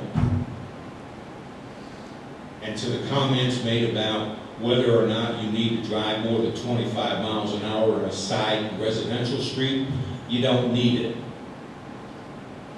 I go down 21st Street to Bayshore because 22nd has the median.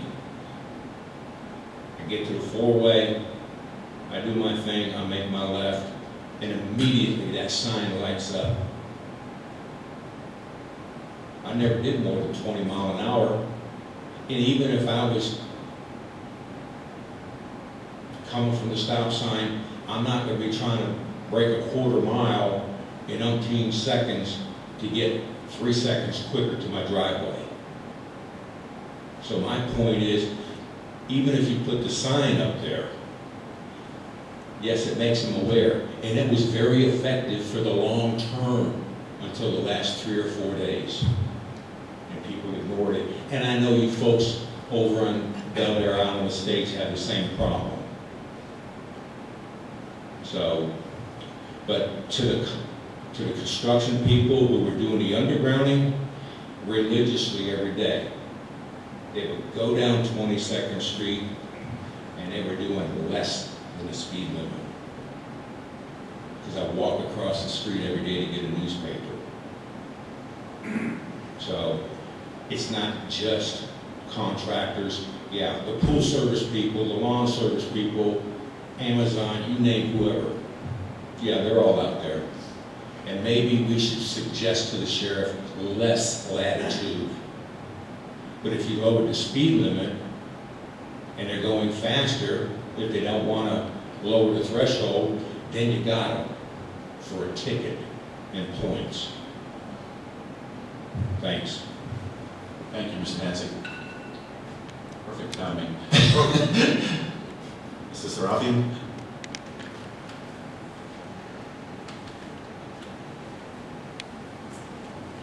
Serafian, 408 22nd Street. Let me say that 22nd Street is a unique street in Bel Air Beach in that it's a divided highway, and it's long.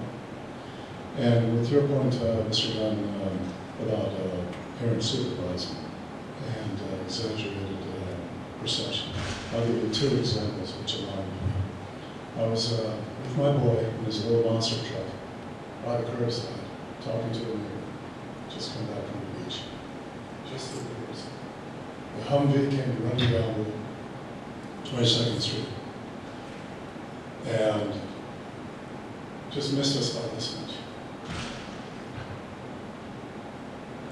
He went to the end of the street, and I went to the middle of the street, waited for him to come back, because I knew he was not from that neighborhood. He was looking for a property. And I stopped him in the middle of the street. And I didn't know that I had so much profane words in my language. I had lost it. He told me he was very sorry. He didn't see because of Humvee. He was looking at the streets.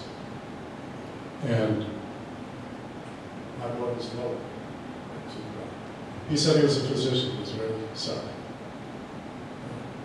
Things have changed since the 1950s when 25-mile-an-hour zones were put in.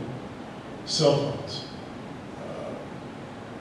Sidewalks are not as apparent.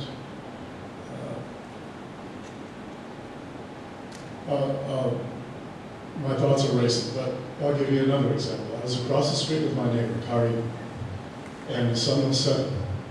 And my children, 4 and 8 years old, they were in the house. It was about 8 o'clock at night, last summer. And I was speaking to Karim, and my eyes are always looking on the streets with the children. But at this particular time, I was at peace because the kids were at home, and I could speak to another adult with my full attention instead of half my brain on the kids. Just then, I saw my little boy run out the door, yelling, "Daddy, Daddy," coming towards me. The sun was setting, and a car was coming from Gulf Boulevard. So it was going eastbound. I don't know if he was going 25 or 40, doesn't matter. Even 25 was too fast. Even 20 miles an hour was fast. He was probably doing 25, but in my mind I could see the trajectory that they were going to hit. He was going to arrive at the same time my boy was going across the street. So there was no time to yell. You don't take a chance saying stop. I yelled anyway, but I ran to the middle of the street and rose my arms. And the car stopped. Hang on 1 second. Counsel, is there any objection to having Mr. Sarafian finish? No. Be no objection, Did I please go? continue. Yes. The car stopped and bumped me, and my boy was right there. So he would have definitely been hit. And my neighbor Lisa will attest to that, and so will Karim. I actually got hit by the car. The driver came out and apologized profusely, and I said, it's okay, it's okay. Because I thought he was doing the speed limit. I didn't think he was going rapid, but when there's a 4-year-old boy running out to see his daddy, and the car's coming, now will lowering speed limit help? Well, we know that lowering speed limits do mitigate injury and lower death. We know that, otherwise we wouldn't have speed limits. Why is it that in an elderly community like a mobile home park, speed limit is 15, but in a vibrant community with children of all ages and elderly people, speed limit is 25? I don't understand that. I'm not proposing that it be 15, but I think it would be wise to bring it down to 20. And I'm not necessarily proposing that the entire neighborhood be changed to 20, but I don't think the police officers would have any difficulty distinguishing a divided highway from the rest of the roads in the community. But those are 2 events that I was supervising the children, and it was a near fatality. 5 mile an hour may make a difference. It may not, but I think that if there is a fatality, we'll have closure that we did the best we could, because life does have to go on after such a fatality. And we couldn't live with ourselves if we didn't make some type of adjustment to make it a little safer. Thank you for your time. Thank you. Mr. Elliott?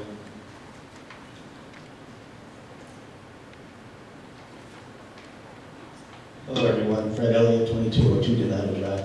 I have a question for Lynn. Lynn, Mr. Elliott, you have to direct it to us. Okay, to the council, Yes, sorry. he can answer it later if he wishes. I have a question to the council. Am I correct, or on First Street and Second Street, was there a speeding problem in the past and you guys put bumps there? And if that's so, if the speed bumps worked on First Street in Bel Air Beach and the speeding problem has been corrected, why would it only work on First Street? And my second part of my question is, so this is a discussion we're having. Are you guys able to make it an agenda item to put 2 signs, electronic signs on, one on Donato, one on 22nd tonight, so they can come for a second reading next council member and maybe get approved in the near future? Those are my 2 questions, thank you. I'll answer the question while you're standing up if I have the council's permission to do so, because typically we don't answer a question, but no problem? I see no objection. If someone makes a motion tonight to amend the agenda, we'll need a 2/3 majority to change that agenda, and then we can proceed and have the discussion to do basically whatever we want. We'd have to amend the agenda, and this is the last agenda item, so it's going to have to happen right after this comes back to council. And as for your other item, there are speed bumps on 1st and 2nd Street. I don't know how effective they've been. I've heard from the residents that they have been effective. Do we know why we put the speed bumps on 1st and 2nd Street? I mean, did it come up because of speeding from Indian Rocks Beach? Because I know Indian Rocks Beach comes in there. So was that complaints by those residents? People cutting through and speeding. Cutting through, going to Indian Rocks and speeding. So very similar.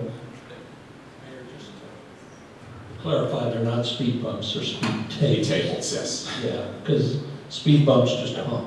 Speed bumps are much preferred. And it was to slow them down, plus we have a stop sign there. That's what it's put. Does the city see that that has worked? I think it's been a year or 2 since they've been there. About a year, it has worked.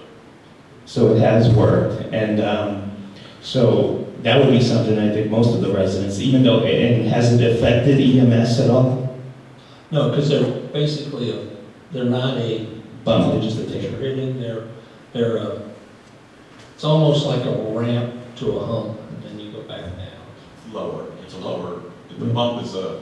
Yeah, I don't know. takes a Bump is toll on cars. The other thing is more just the elevation in the road. It slows you down, but I rip up your front. Yeah, a bump takes a toll on motorcycles, bicycles, cars, I understand, but, so how do we work on a process to A, get the signs, the electronic signs, since it seems that people are approved to the electronic signs and they're a minimal cost, and B, how can we work towards some speed tables? So, because I live on the corner of Donato and 22nd, and I'm going to use my smarts with this. I built a hedge in my front yard because when I bought that house, there was no, I don't want to use the word hedge because that might be a shrub fixture. But when I built this, it was because when I first bought the house, I couldn't go out in the front yard with my children. The cars, there was no stop sign on 22nd at that time. It was a yield sign, and people would scoot around there like it was no problem. So I was afraid to bring my children out there. Now at least I have a little safety from them. But I see, when I first moved in, there were 2 children, my 2 children, it said today. Now there's probably 20 children on that street.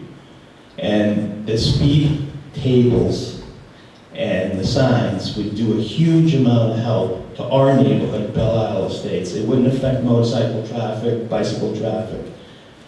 And it could put this whole thing at rest. And if you'd like to put a speed table further down, it would put the whole speed issue probably to rest for good. And I know it's mostly the construction people that you can't all day long between, and not to keep rambling, but Amazon and UPS and FedEx, they're just going to become a bigger part. 10 years from now, I'll be asking for nets so these hovercrafts can stop delivering packages in my yard. But right now, those trucks are non-stop all day long. Thank you very much for all your hard work. Thank you. Citizen comments. Yes, sir.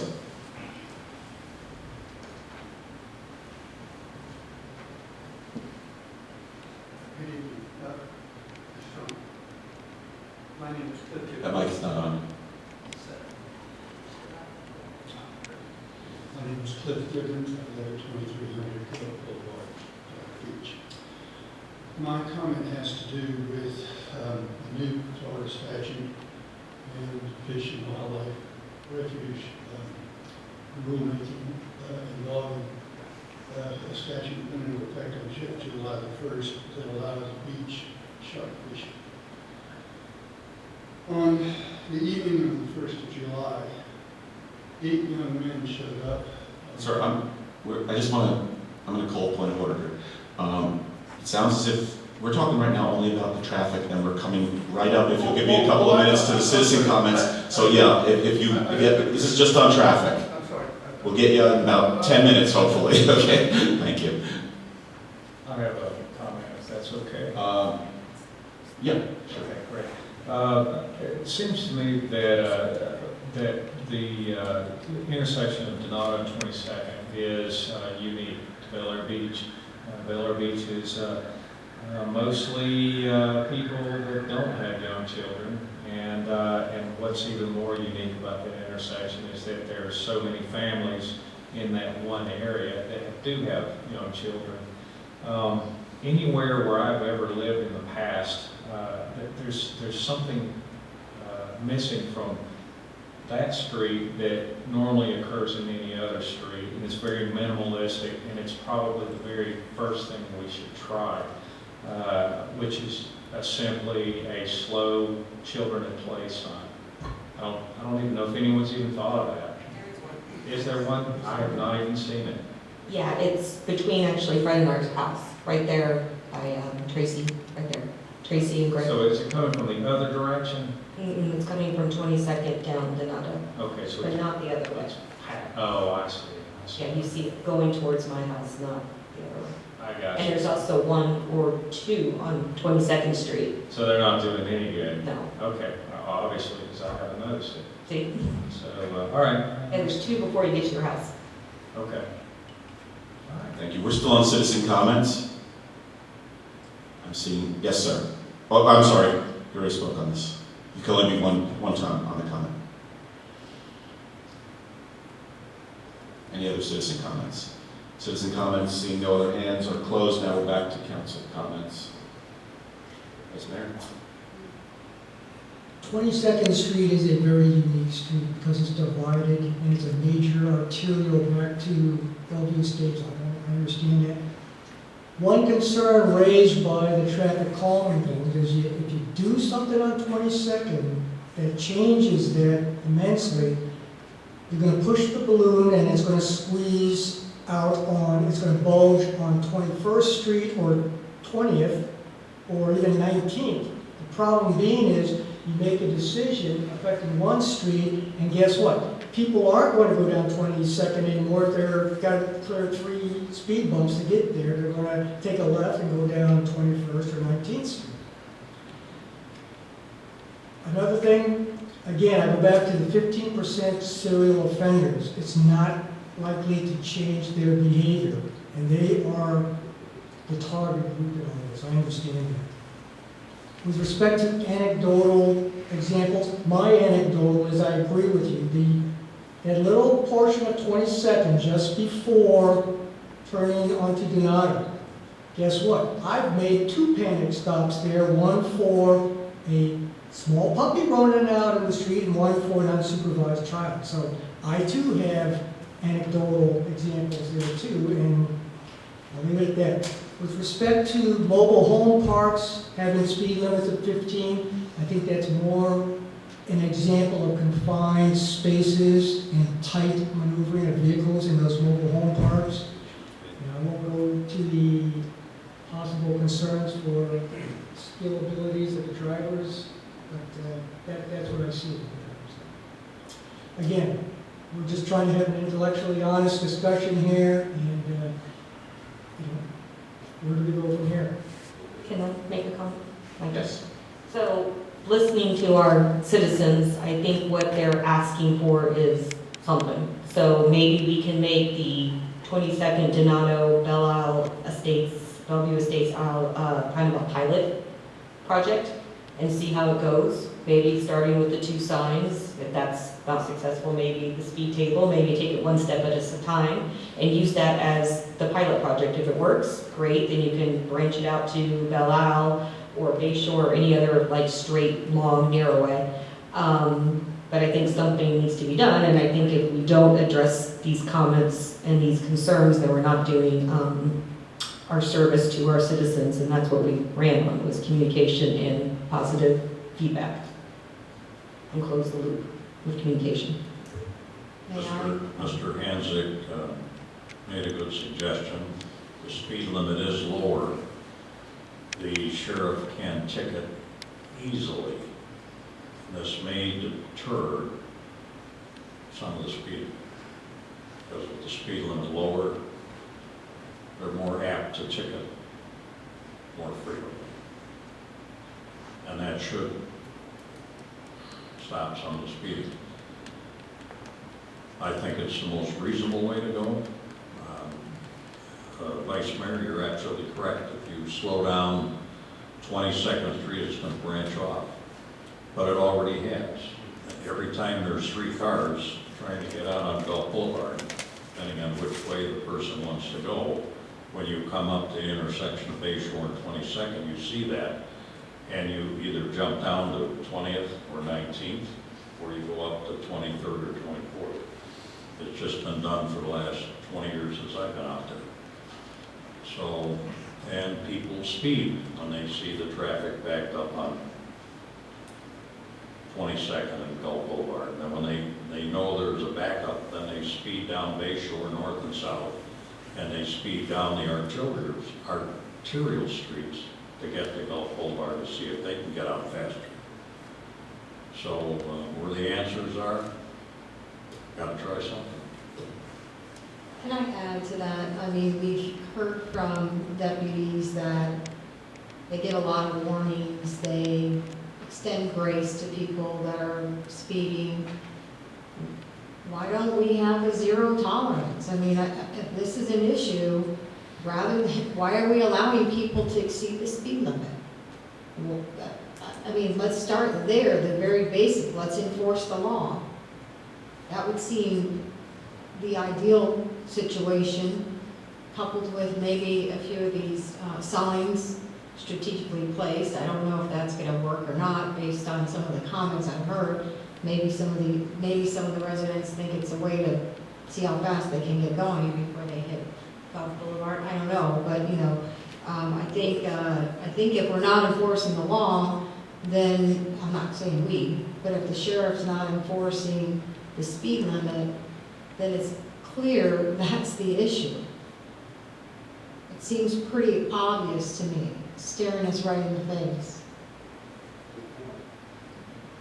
I think it has something to do with burden of proof in this 85th percentile, reading some of the stuff in the report, and the way the courts deal with it. I mean, they're looking at it statistically, well, what's the acceptable level of error in the officer's perception of speed or whatever. So I'm not sure you can go to zero tolerance, or maybe we need to tighten it down, or it seems to me if the officer had the motivation or initiative to stop the person, he felt something was wrong there, and maybe not be so clean with issues.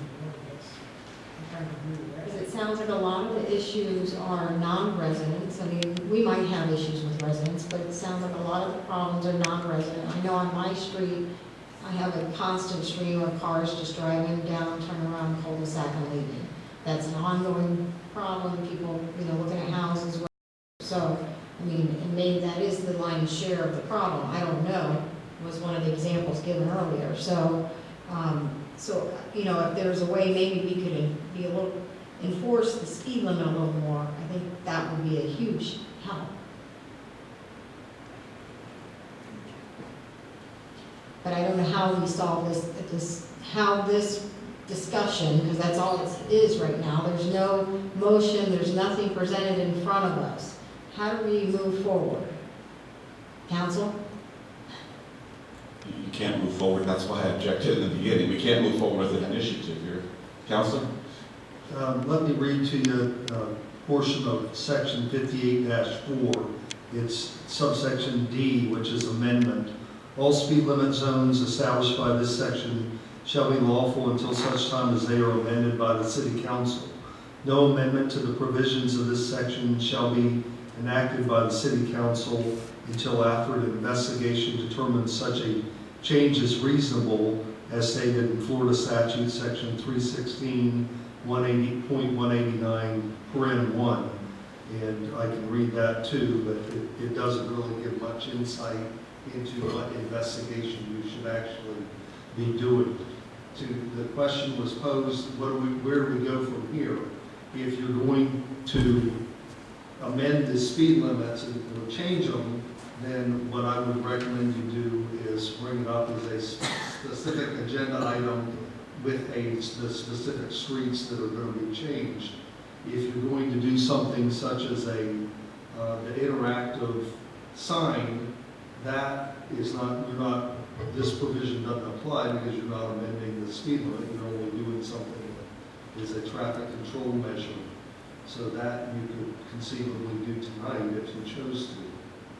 But for purposes of changing the applicable speed limits, you have to go through that procedure. I'd like to amend my original motion. Besides the discussion, I move that the city manager investigate the acquisition of 3 radar speed signs and think about the locations, one for 22nd at the Gulf Boulevard end, one on 22nd as you approach Donato, and then one on Donato as you approach 22nd. Second, Second.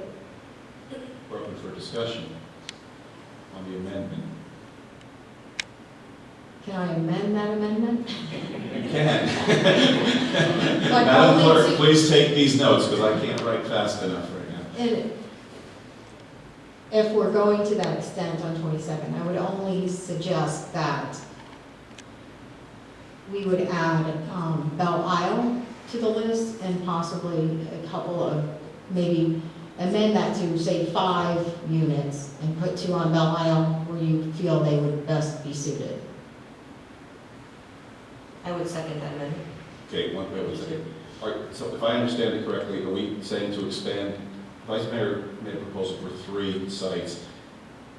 Would it be, you're saying 5, you know, in case it turns out that there's 6, I mean, do we want to give the city manager some discretion here maybe and just keep it a little bit open-ended and say, get back to us, and if so, with what data? Because Vice Mayor likes his numbers in detail, and I agree with them on that. I don't want to just make changes wholesale here if we don't need them. My street doesn't need it, but other streets do need it, I know that. So I don't know how we can write this so that we give you good information to pursue. I was going to put one in front of the mayor's house. I had enough signs in front of my house. And that is a problem, because we have no sidewalks, and no matter who gets a permanently mounted lit sign in their yard, they're not going to be happy.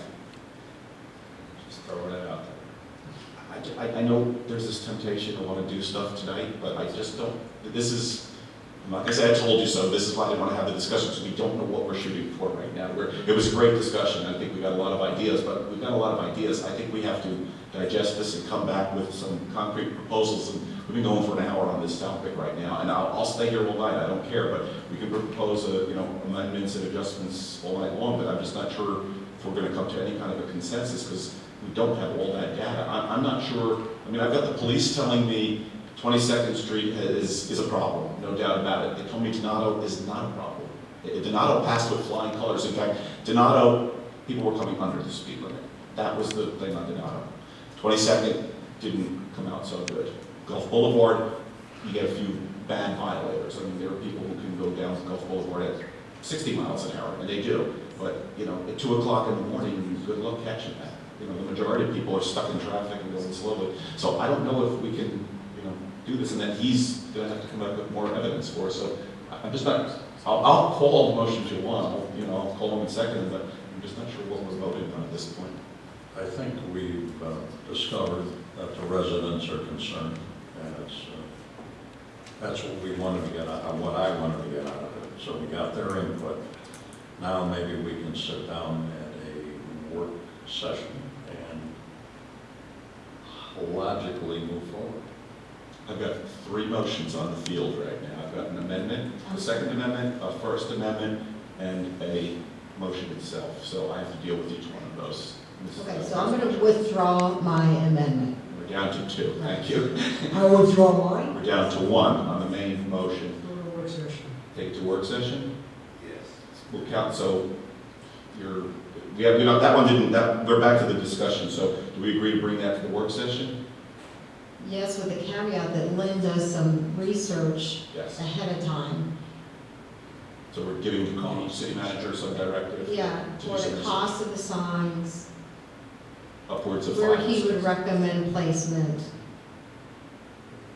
I think between him and the staff, they're gonna have a good understanding of what happens in the city day to day. I would just add to that I'm looking at the Sheriff Maldonado back there. I want the sheriff's input on this, not just, Lynn knows that he and I went through the data for the boxes, so we know the hot spots without divulging it, but also the sheriff too. So Captain Liner and Sheriff Maldonado and the other deputies that are here, you'll let us know where you perceive the problems, but that would be the area I'd like to see the detail on. I mean, we really don't need it on every street in the city. So for our next work session is going to be next week. I don't know if you can pull this off that quickly. That's No. next September's work session. Yeah, I'll get you some information. And, I can collect it and we'll just email it to you, so you got it. Thank you. Do we have consensus on that? All in favor? Aye. Anyone opposed? It's unanimous. You're so directed. Okay. We are finished with the regular agenda. We're now going to go into the comments, beginning with the city attorney. It's citizens' comments. Oh, I'm sorry. We have citizens' comments. I have so many notes over here. We are going to citizen comments. And I did say it before. I'm going to say it again. There's a code of conduct. If you come up to speak, you're agreeing, by virtue of coming up to speak, to abide by that code of conduct. If you hear me call point of order, please stop until we resolve that. So with that, I will open it up to citizen comments. Yes, sir. And if you don't mind speaking up just a bit, because I was having a tough time here. Sure. That's better. My name is Cliff Gibbons. I live at 2300 Gulf Boulevard. I've lived there practically 50 years on and off, so I know the area quite well. The state legislature, in its wisdom, as of July the 1st, allows now shark fishing on the beaches. And we had quite a situation in the run-up to 4th of July this year with 8 shark fishermen that showed up on July the 1st. These were not casual fishermen. These people came out with lots of big equipment, lots of animal parts for bait, boats to take the bait out into the water, concrete blocks to put the feeding of the sharks out in the water. And this went on all night. Now, the police were called on numerous occasions, and they came, but they were hamstrung with the new state regulation to allow beach shark fishing. They were polite. I think there were many complaints, and they can tell you how many complaints came in, that these guys that were doing this showed a complete and utter disregard for the health and safety of all of the swimmers that were out in the Gulf, and then this went on and on. So they stayed until 3 o'clock in the morning on January the 1st, or July the 1st. The news media became involved. NBC covered it extensively on the 2nd and ran all during the holidays with stories about these shark fishermen and the change in the statute. The police were really hamstrung. There's no local ordinance to be able to say anything. We got a state statute, we got state regulations, and they were reaching out to try to figure out something. They went through the code, trying to figure out what they could do. Our position is the people who are on the beach would say, for goodness sakes, just use some common sense here. And so our former mayor, Councilmember Leslie Terrell, was an eyewitness to all of this, and she spoke with the police as well on occasions. Well, this again happened on the 3rd, the run-up to 4th of July. The same crew shows up with the same approach in defiance of what happened on the 1st. The police came again. More and more calls poured in. there was a tremendous concern that right during the 4th of July holiday, that all the residue of the shark fishing was still there. The bait was still out there in concrete blocks. Matter of fact, Hang on one second. Council, do we have any objection to continuing, finishing up? No. No objection, please continue. I'll make this brief then. What I'd like to do is have the authority to sit down with the city council and come up with something tangible that we can use as a discussion point in terms of an ordinance based on health, safety, and welfare, to have some ability for the police to use common sense when this sort of thing happens.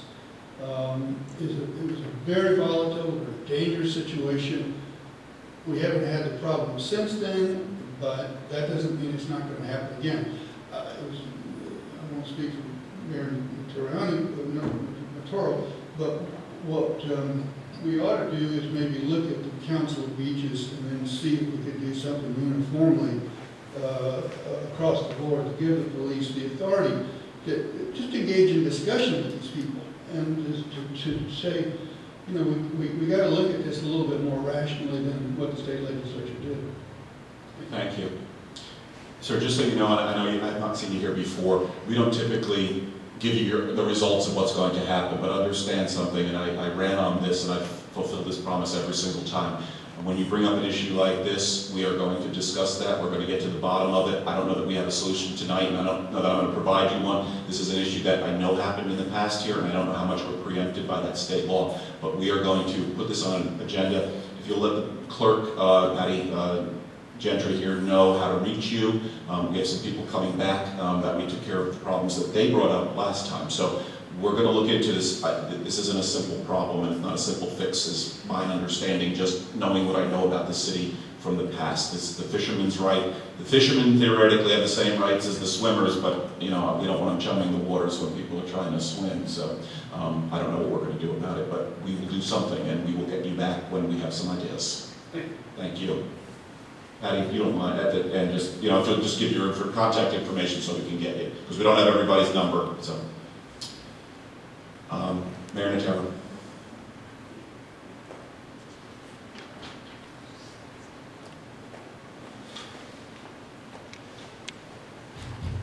Charles Cliff. Leslie Notero, 2300 Gulf Boulevard. I was reading back in the April 1st meetings where it says, Mayor Manzo advised that the agenda format has been changed to have citizen comments first, as the citizens are the most important in the city. Well, it's now been changed to have them at the end. And I don't know if that means that, and also it is, the citizens' comments have always been first on the agenda for forever, for as long as, so it wasn't really a change to move them up. They're now moved to the end, and I've had several people posit the idea that maybe they're moved to the end because these council meetings are taking so long that they are there to disincentivize citizens from staying around to make comments. I know some people have left the meeting already tonight, so I just, you know, I would be very happy if we would move it back up to the front. Another comment, for the last several meetings, there have been a lot of, shall I say, points of order raised by the council. And so Robert's Rules of Order, I pulled it out, and it talks about incidental motions, one of those being a point of order. And it talks about how one makes a point of order. It's not debatable, it's decided by the presiding officer. But nevertheless, it is a motion. And our city council, our city code says, the mayor shall vote on matters as a regular member of the council, but shall not move or second a motion. Now, whether, I believe that precludes the mayor from making a point of order, and it seems at least tonight, all the points of orders that have been made by the mayor. So I'm just going by Robert's Rules of Order and our city ordinances. Thank you. I have council's permission to respond, which is the typical order. No objection? I'm going to respond then. Take both of your topics. One is the allegation that somehow citizens' comments were moved as a disincentive. They were not. We had a situation where citizens would make comments in the beginning, and just like now I'm addressing you, but we never knew what to do. We had multiple questions from the council members up here. How do you deal with it? When you were mayor, you would say thank you, and then some people would leave. But we had one citizen in particular who proceeded to make an obscene gesture after I said thank you. So we moved these to the end so that if we so choose, and we have these, what follows now is the city attorney, city manager, city clerk, and then each one of us, we can address those afterwards. So the gentleman with the shark fishing, I gave some information, but I'm going to give a little bit more information on how we will pursue that. So that's why they were moved. Nothing nefarious about that. In terms of where they fall in the batting lineup, they can fall any place that we want them to fall. So this kind of kept the comment section in one particular place. We also had, and I will be very direct because when council and I discussed this, we also had citizens that created some scenes in the past with some of the citizen comments. And I just felt that it got the meetings off track. So for right now, citizen comments, we all agreed we're going to be moved to the back. The citizens are still the most important, and I follow up on every citizen comment. I personally follow up on them if the city manager is too busy or can't get an answer. So they're number one with me. As for points of order, I disagree with your interpretation of the rules. I am in charge of this meeting, and I am allowed to make points of order, okay? If not, you completely neuter the mayor. And if that's what the ordinance says, and I have no doubt that we have poorly drafted ordinances, I've been harping on this since before the election, then the ordinance will change. I have every right to make a point of order. I don't have to sit here while people take control of a meeting and run it to wherever they want to make it. Every person on this committee, every person on this board or council has the right to make a point of order. If they make the point of order, I have to decide on it. If I make the point of order, I decide on it. Sometimes I will throw it open to them for decision.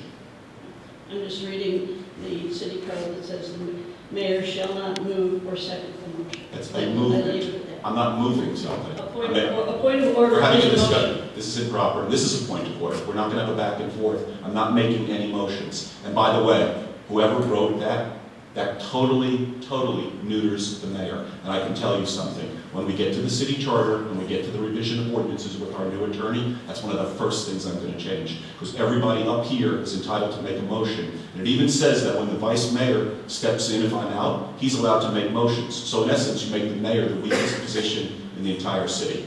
What city does that? And Robert's Rules of Order does permit motion making by the chair. So this is not a debate we're going to have tonight. I responded to you. We're not going to have back and forth. I disagree with you. Okay, that's fine. Attorneys always disagree. Any other citizen comments? Mr. Elliott.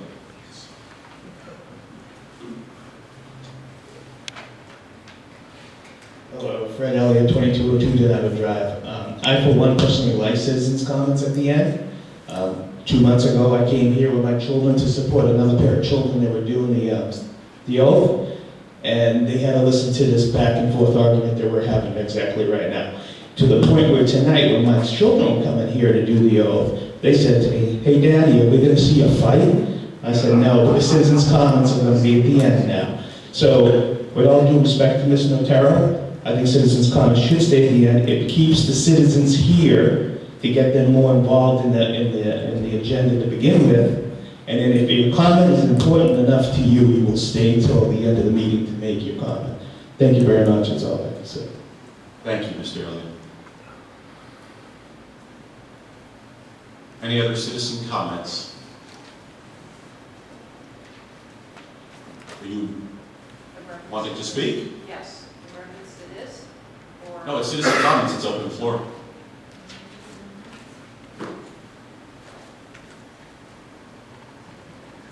I'm seeing two people come up. But if that mic's not on, can we just leave that mic on when we finish? It's on. That's perfect. Pamela Gunn, 2215 Donato Drive. I'd like to give my 3 minutes to Jim. So noted. Jim Van Scoy, 102 7th Street, Miller Beach. I asked tonight to be on the agenda in a verbal request, then a written request, because I was directed by the council to come back and to give a monthly report. I was not put on the agenda, so therefore I did send out a mass email to all the council and the mayor notifying them of that, because I wanted to comply with what your directive was for me to do. I'm going to quickly go over some things, because we have the Fall Festival coming up that I would like to see happen. We still need the sponsorship agreement gone over by the new city attorney. We still need the sponsorship policy still gone over by the city attorney. Those were directed, and I need those right away. The other thing we have addressed is all parking issues. One of my vice chair, my new vice chair, he has addressed the parking issues with the city liaison. They went through and did a thorough diagram of where parking would be for this event, so we could eliminate any problems. The city of Clearwater has reached out to me, even though the Explorers and the sheriff are not available. The city of Clearwater reached out to me, and they're kind of like Explorers. They don't call them Explorers, it's the same thing. They are willing to do the parking, plus we have the CERT team for the fire department. The other thing I wanted to address is that not only do we need those done, I've been requested by several businesses that are willing to sponsor that we need a copy of the W-9 from the city for them. So I'm requesting that the city manager give those as soon as possible to us as well. I'm sorry? Oh, you have it. Okay, Patty has it. Thank you. We've gone through, my board has gone through great lengths to make this happen. Everybody on our board is volunteers. And I just want to take a quick second to recognize my board. Two of my board members are here, Lisa Ilya and Burke Saffron. They have been a great help, and they have worked very hard in trying to help make this happen for this city, okay? At the end of the day, this is an event for the city, not for our personal gain whatsoever. And I'm hoping that the city continues to not let there be any controversial items go on in reference to this, okay? The park board is a non-political board. I'm going to repeat that one more time. A non-political board. I've gotten some backlash. We aren't playing politics. At my board meeting, I have said to these people, we are all on the same level. I'm no better than you. Everything gets talked about just like we're all on the same level. We don't want any of the political stuff. We want to put on events for the city, and we want to help the city move forward. And that's all I have to say. Thank you. Thank you. Mayor, may I ask a couple questions? If we agree that you want to ask to Ms. Van Scoy? I think it's going to involve, yes, Ms. Vanscoy and city manager. Okay. Let me, do you have an objection to field questions, Ms. Van Scoy? As long as it doesn't go into. Come back here, please. As long as it doesn't go into a long time, I'm sure. Sorry. And if I don't, I didn't hear your response. Do you got an objection to fielding questions? As long as the board is okay with, if I don't have the answer, then I'll come back with it. They're okay with me to come back with it, just like everybody else is given that opportunity. Is there any objection to having questions from the board towards Ms. Van Scoy? And I'm going to put a caveat on this. This is not going to be a set of interrogatories. This is a few questions. It's getting late, but I don't mind questions, and let's move this along. I'll be very brief. No, and it's not directed specifically to you, Ms. Councilwoman Shirley. Any objection? There being no objection, Councilwoman Shirley, you requested first. Okay, just a quick question. There were a few contracts that need to be reviewed. Have those been given to the city manager yet? The city manager slightly compiled them, and he was supposed to, he tried to get the former city attorney to do them, review them, and get them back to me, and apparently that was not successful. So I sent out, because the new city attorney's email started August 1st, so I immediately, August 1st, the morning of August 1st, sent out a request to have that done. Okay. So those are in the review process currently? They were given to the city attorney last week, Okay. the new city attorney, Okay. for his review. I understand, I just was, okay. Then, do you think there's a problem with getting this first event going? I mean, do you foresee, there was some apprehension as though you felt We've like you actually- weren't getting Wait, support? let her ask. Oh, I'm sorry. It almost seemed as though you felt you weren't getting the support you needed, so I just need to get that, I need to know what that apprehension was. Well, there's just been a lot of rumbling within the city about it, okay? And this would be just a one big event we'd have once a year is what it would be. Otherwise, you've got a little car show out here, you got a little trick-or-treating, you got Santa Claus coming into City Hall. I mean, one big event a year, that's it. And just so you know, we have exceeded the money that we needed for the event already. So it's already paid for. So the event's paid for with The event's sponsorship? paid for with sponsorship, correct. I think that's all I had, questions.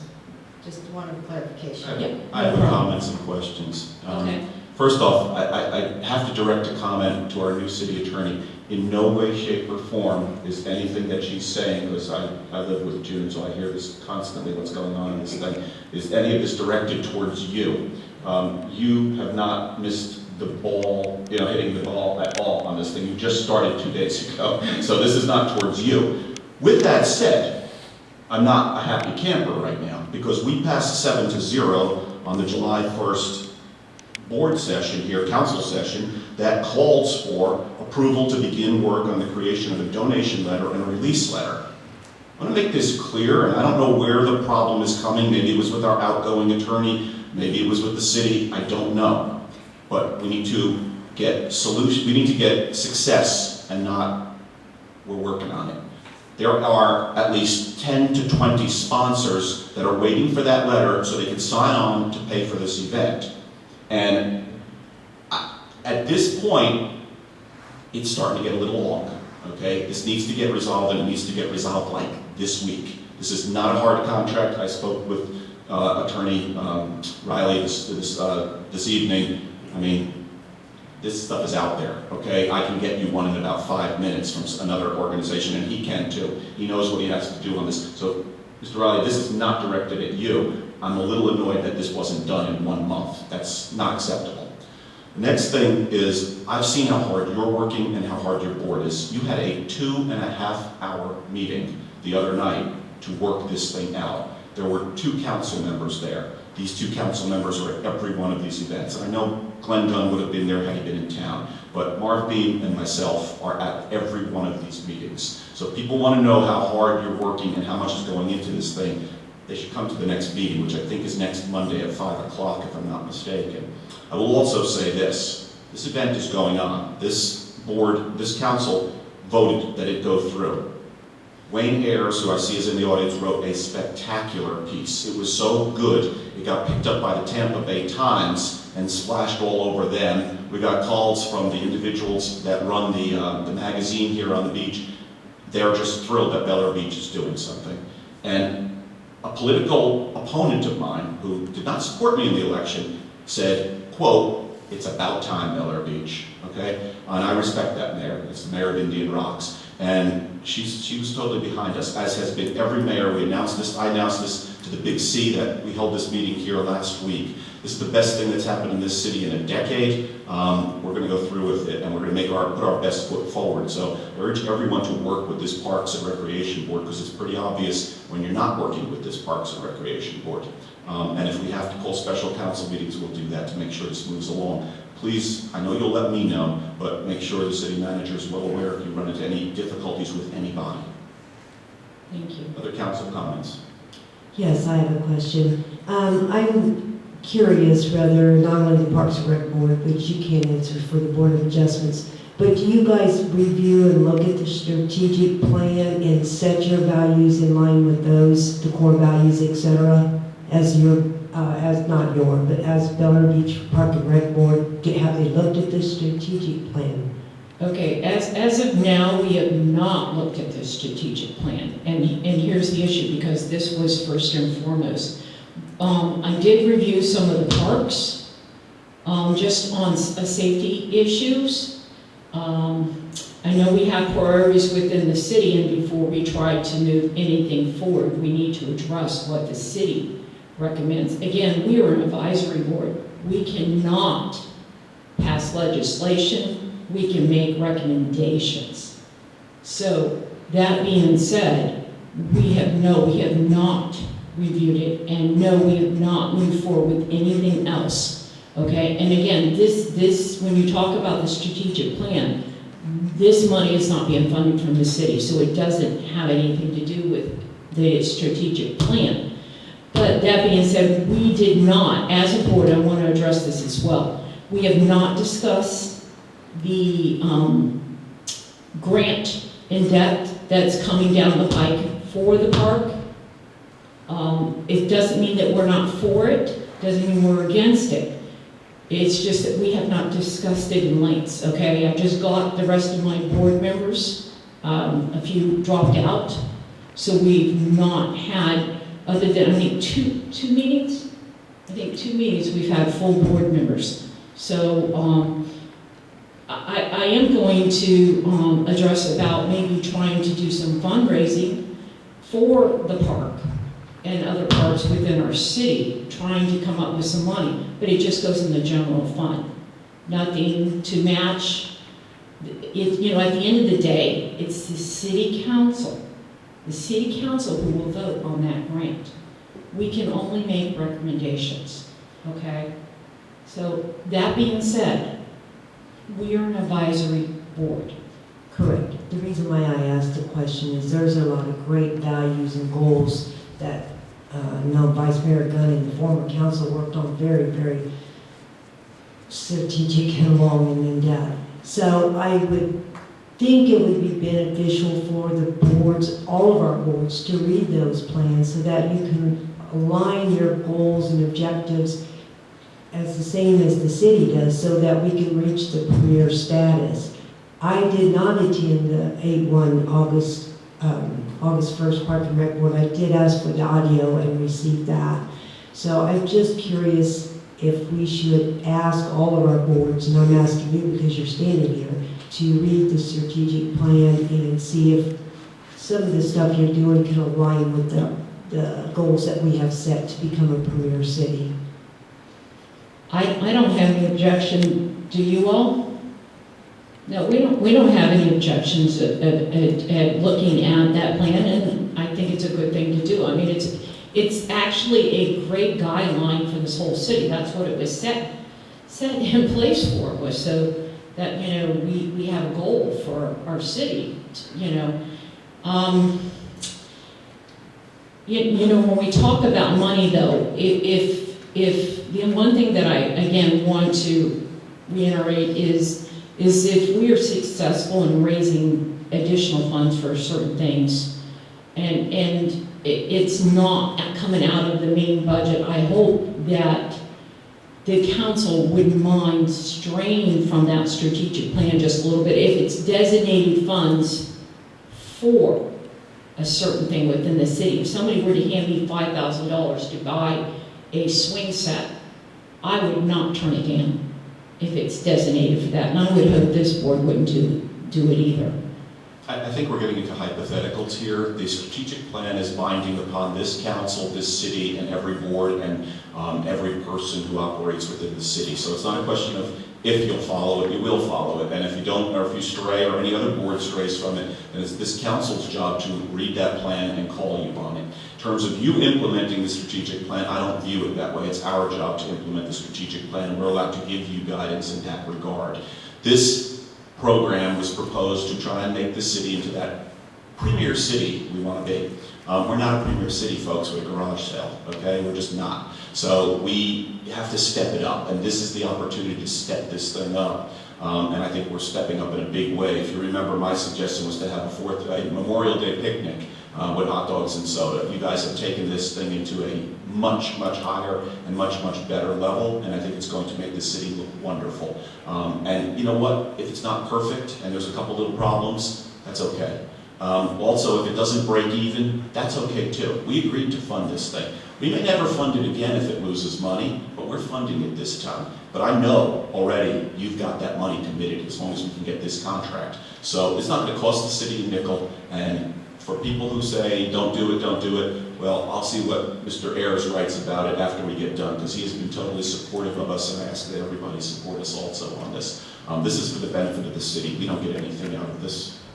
Well, and the other thing I want to mention, that is when we put on events like this, okay, yes, we are on a political board, but we put on things like this, okay, it gives this city the notoriety. So when we try to lobby legislators and things like that, it gets our name out there. And so it's actually a trickle-down effect to help this city in general. That's all I have to say. Hang on, is there any other council questions? Okay, thank you very much. Keep up the good work. Will you come back? I think I asked this last time and there was some uncertainty here. I think that we need to hear from you every month. I don't want to hear a 3-month proposal because it'll be over with by then. So I'd like to see you again in September to discuss this and let us know your progress. Well, and that being said, I'm all for that, because I might need some approval, last-minute approvals for this, that, or the other. For the event, some guidance from you all is always welcomed, and that's why, you know, it's a good thing if you can attend our board as well. Thank you. Patty, put me down for the first agenda item for September. I'd like to have the Parks and Recreation Board come and give a presentation. Okay, thank you. Any other citizen comments? Citizen comments are now closed. For the first time ever in the city of Bel Air Beach, the city attorney, his comments. That was a nice intro, huh? Bring that microphone up just a bit there, Mr. Riley. My comments will be very brief. I really wanted to make three. The first one is thanks for the warm welcome. I really appreciate it. And everyone's been very gracious and kind to me in my short tenure here. The second thing is I wanted to say that the council as a whole, well, the next 2 points, is the thing that I've learned in my tenure at another city is that occasionally there's going to be conflicts of interest. When a conflict of interest is on the horizon, the best time to address it is prior to the meeting, because what I will do is give you the applicable legal standard, which is the Florida statute, and discuss it with you. The worst time to address it is at 5:59, when the meeting's about to start and you're over my shoulder saying, hey, I wanted to tell you about this situation.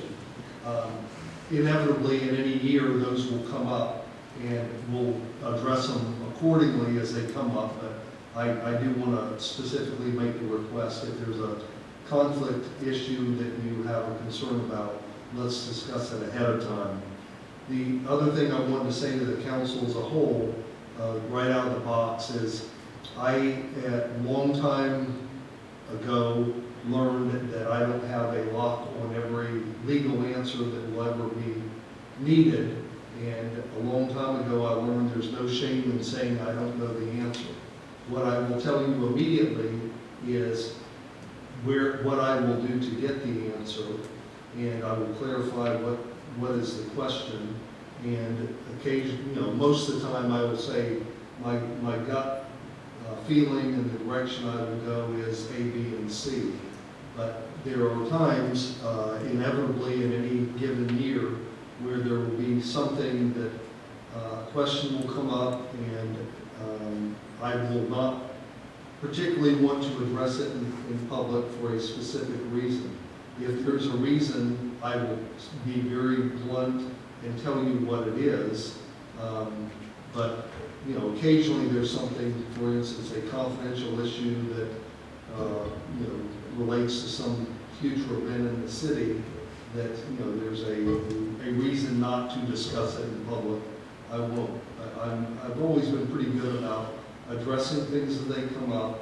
I inevitably will be asked questions that I'm not prepared for, not from the standpoint of being unprepared. I simply haven't looked at the statute that's relevant. The gentleman that talked about shark fishing, that's a new one on me, and I certainly will look up the statute and become better informed about what needs to be addressed and what's possible. But I will tell the council I will be forthcoming with answers, and will try to be as responsive as I possibly can anytime that I'm asked a legal question. Thank you. Thank you, Mr. Riley. Mr. Reeves.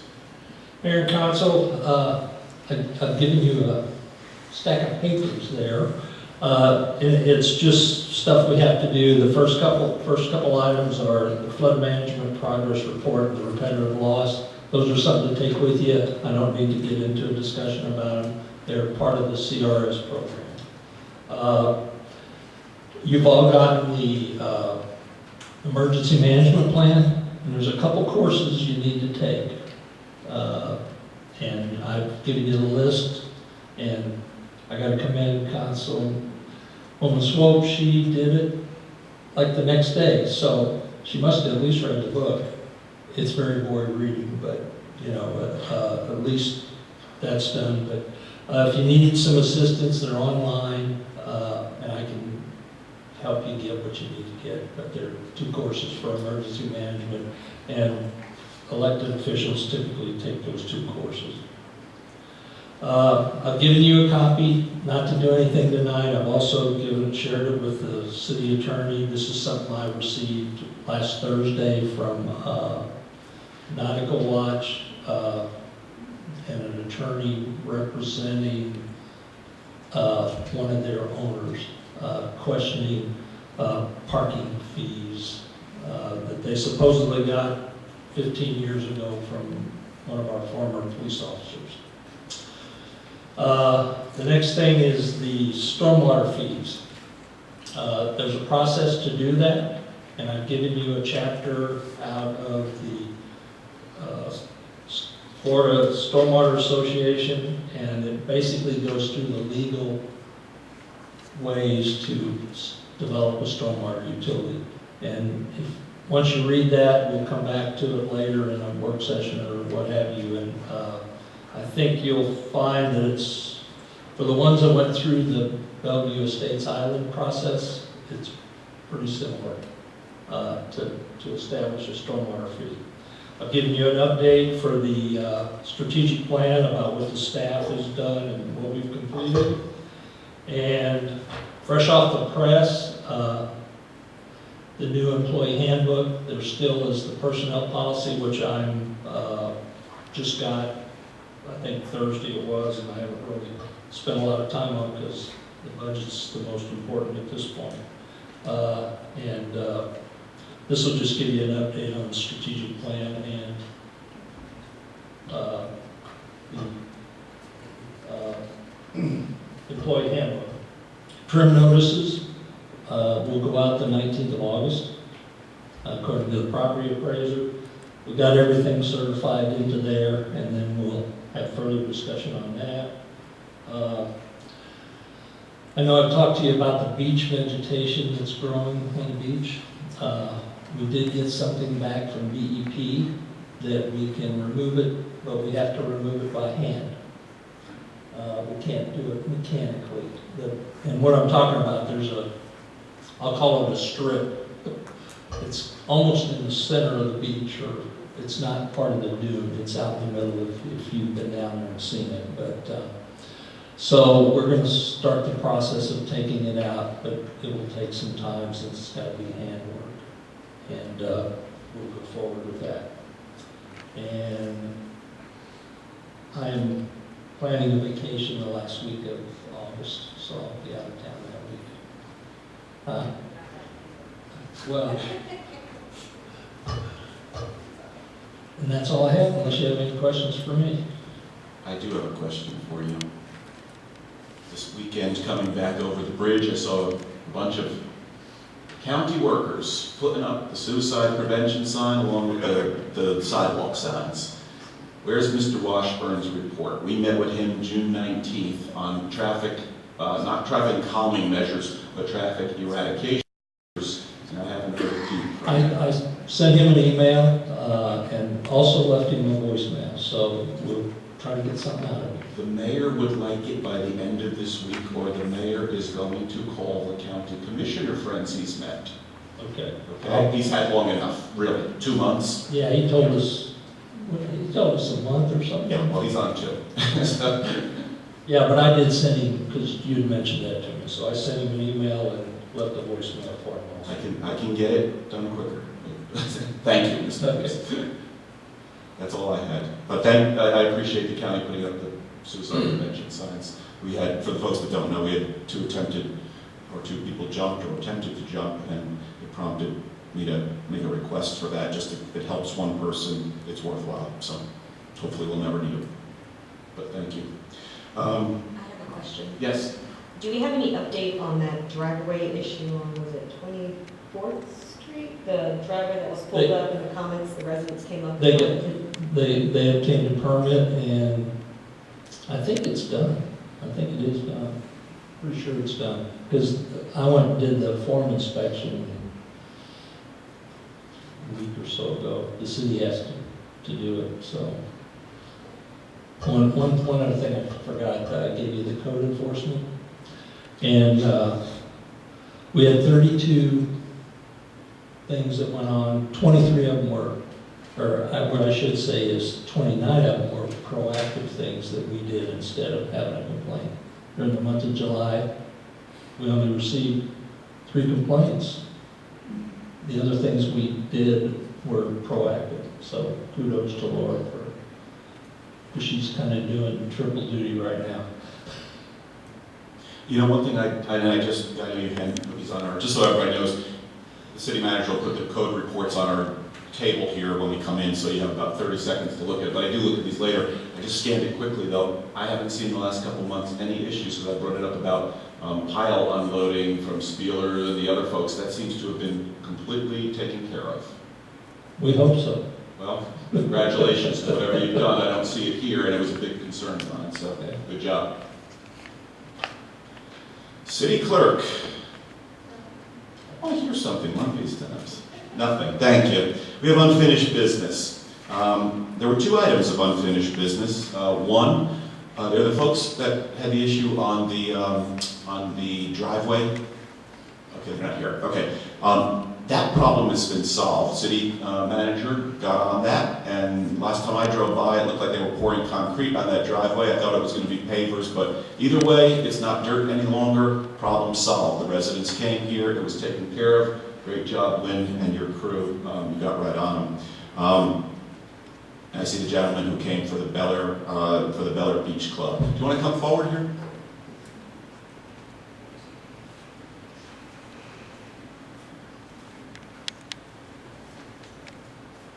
Just for the record, if you want to put your name on the record. Carol Kyrie, 3210 Gulf Boulevard. I'm the president of the Bel Air Sands County Association. And John Hayes, I'm a resident at 3210 Gulf Boulevard. And I invited you back, but I would have invited you back if we'd solved it or didn't solve it, because we try to, just like the gentleman that has this shark issue, we're going to try and deal with it. We can't solve every problem of the city. This one I'll take credit for solving. I know our city manager reached out to these folks. They pleaded ignorance. They said they never got a call from him. I know he called because he told me he called. We just went and visited him. June caught him on a Saturday when I happened to be away. She said, the mayor wants to see you. I came and saw him on Monday. I met with the city, I met with their manager. He couldn't have been more receptive to me. And he is going to do several things. He already sent me a copy of the information that he's going to hand out to every resident that comes there. The problem, or every renter that comes there. They have people who have condos that are, I guess, being rented, and then they have people who are coming in for the, you know, for the hotel, for the motel portion of it. He controls the motel portion of it, but he also supervises the whole property. Either way, he's went back to the permanent owners and reminded them of the ordinance. He's told them about the dollars that it costs if you bring a pet on the beach. Obviously, we're not talking about service dogs. They're exempt under law. These weren't, as in his opinion, these were not service dogs. And even if you have a service dog, it doesn't give you the right to have the service dog leave its, you know, stuff on the beach, okay? You're not allowed to do that. Nor does it give you the right to let the service dog run wild on the beach. So he's going to let everyone know about that. He's going to step up the vigilance. Much like our city, he doesn't have a big staff. He has 2 people. So he's going to let the desk clerk know. He's also going to issue these informations to everybody and have them actually sign. We're going to get a description of the dog. So, you know, if it's a black German Shepherd, at least he'll know who had the black German Shepherd. Some of these people, they rent once, you never see them again.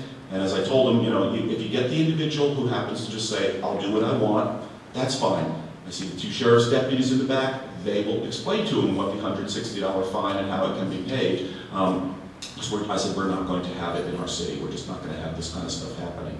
Totally cooperative. Now, what he did say is sometimes that there may be people from adjacent condos that also do, you know, bring their dogs there. Also, they're only there till 9 o'clock at night. So what goes on at 10 o'clock or 11 o'clock at night or, you know, 4 o'clock in the morning if somebody gets up early, we can't always police it. So everybody's going to do their best to keep an eye out for what's going on. Obviously, if somebody sees something, you call the sheriff as your first line of defense. They can and will and they should issue summonses on this.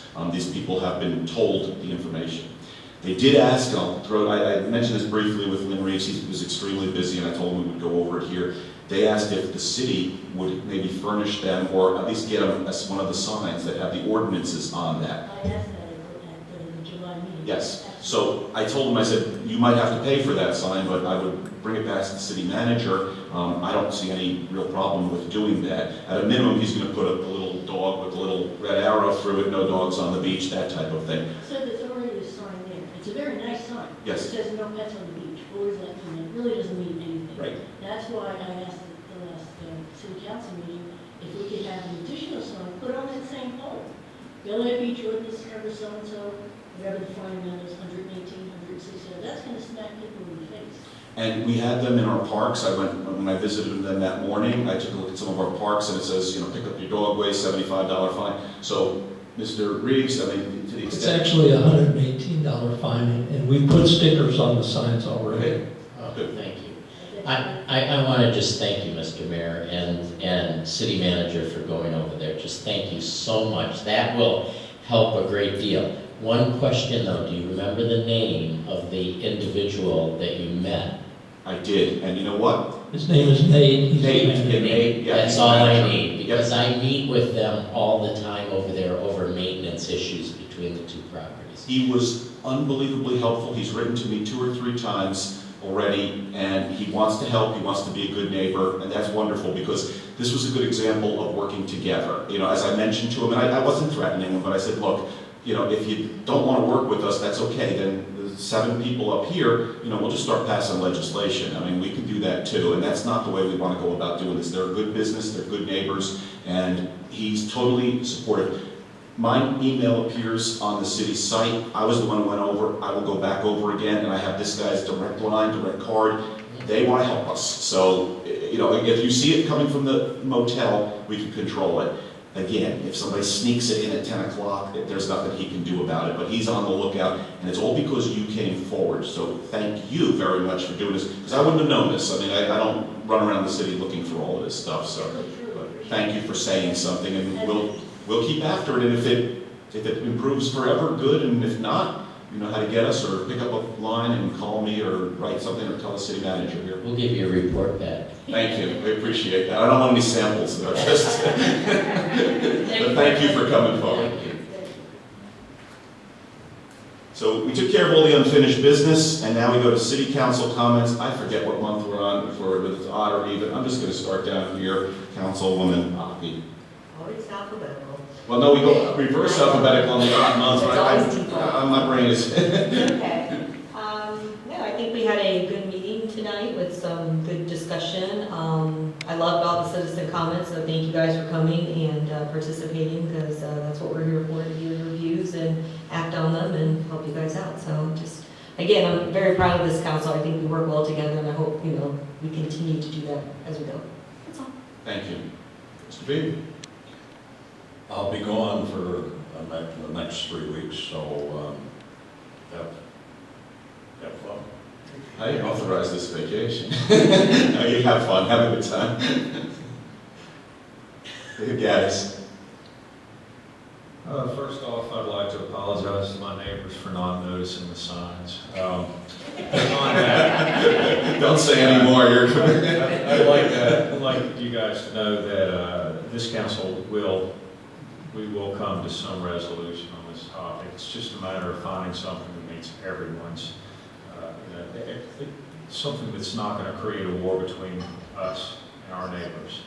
And it's very important that not only do we have the kids safe, but also that everyone gets along. So give us a little more time. We'll get to the bottom of this. I'm sure we'll be able to work it out. So far, we've been able to work through just about anything. So with that, that's about all I've got tonight.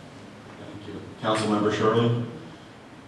I just have a couple of things I want to talk about, and I know you guys have heard me talk about Harrison Avenue undergrounding, and Lynn has requested a binding cost from Duke Energy with that, with the expectation that that will arrive soon. I'm looking to the council because many of you on the council handle this undergrounding for Bellevue Isle Estates, and I'm asking what to expect, what's next, what should we be doing on Harrison while we're waiting for this binding cost estimate? And I think that's going to be a question for Glenn or Marv, if you can give me some direction, or Harrison Avenue residents some direction. Hang on one second. We don't normally do back and forth on this. I have no objection to it. Does anybody else have an objection? Either of you want to jump in? What to do? Get very friendly with all the neighbors. That would be a good thing. I think the best thing, the best experience I've had is wait until Lynn gets that binding contract so you can tell them kind of what the cost is going to be. We started out first, because there was no direction, going to a contractor and getting some answers, and of course they ended up being wrong. So you got a little bit of mud in your eye. So I think that's one of the first things that you need is to kind of firm up what the cost is. And then let's see where it goes from there. But one of the things that helped us, the realization of the property value increase.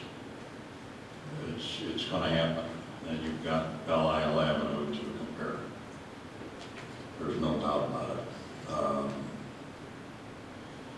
Other than that, try to inform them to come over and look at a partial finished product in Bellevue Estates Island and let them see just what is the result.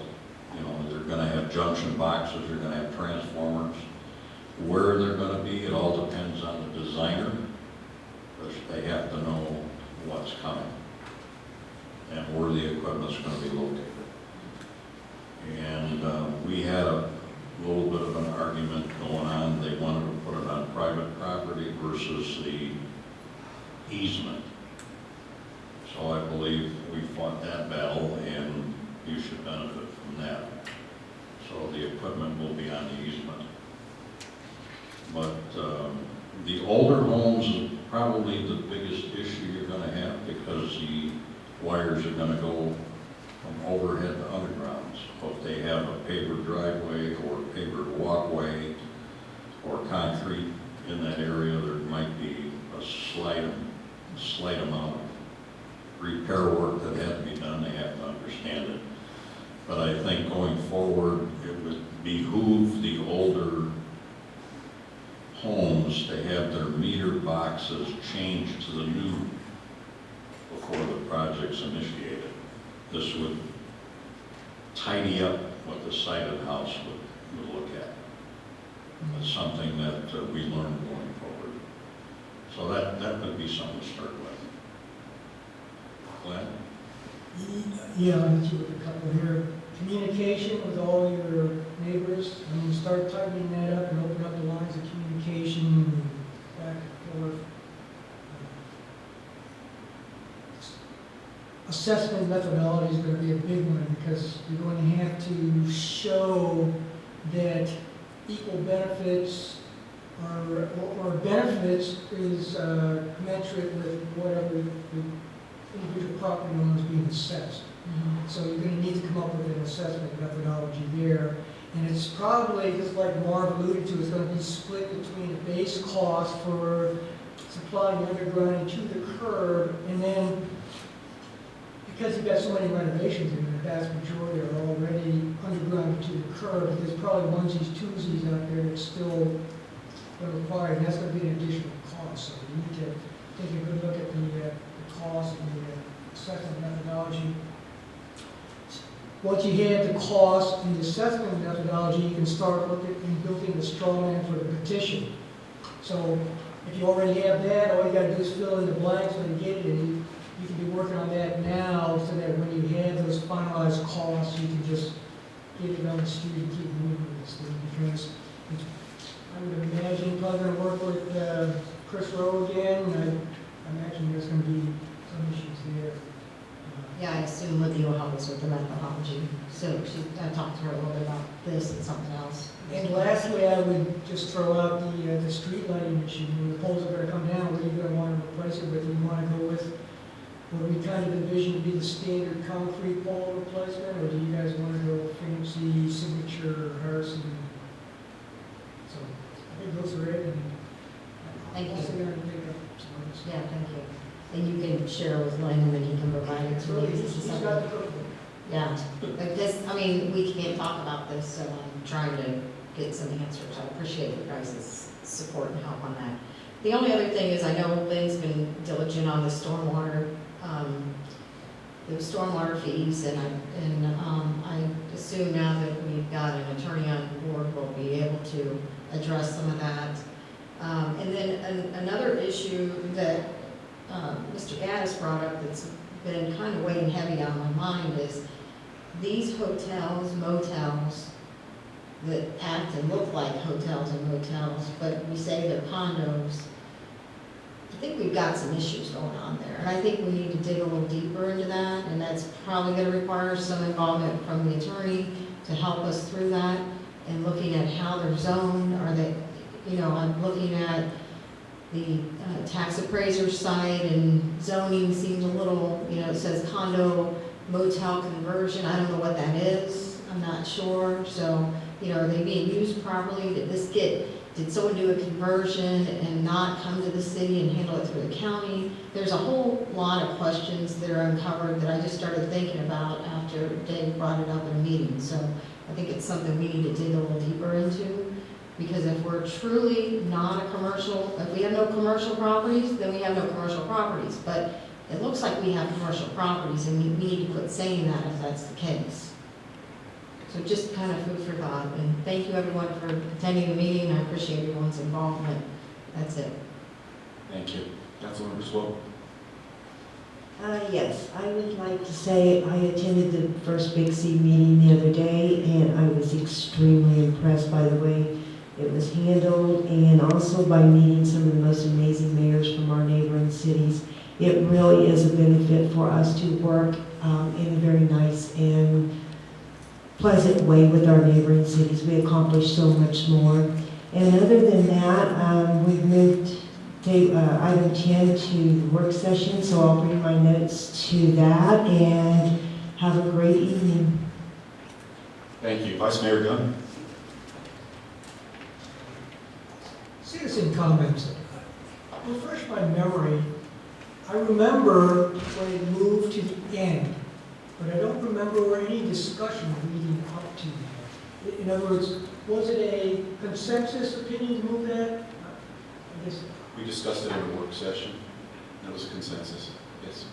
After the let's not, I'm not going to sugarcoat this. It was the behavior of certain citizens that prompted us to reconsider it. And also, we had, I think, asked 2 or 3 times, people asked on the council, what should we do? Should we answer them? Should we not answer them? So there was this confusion, and the logical thing was bring all the comments together at the end of the meeting. So, and thanks for clearing it up. I didn't take my jingle this morning. it's okay. I remember that discussion.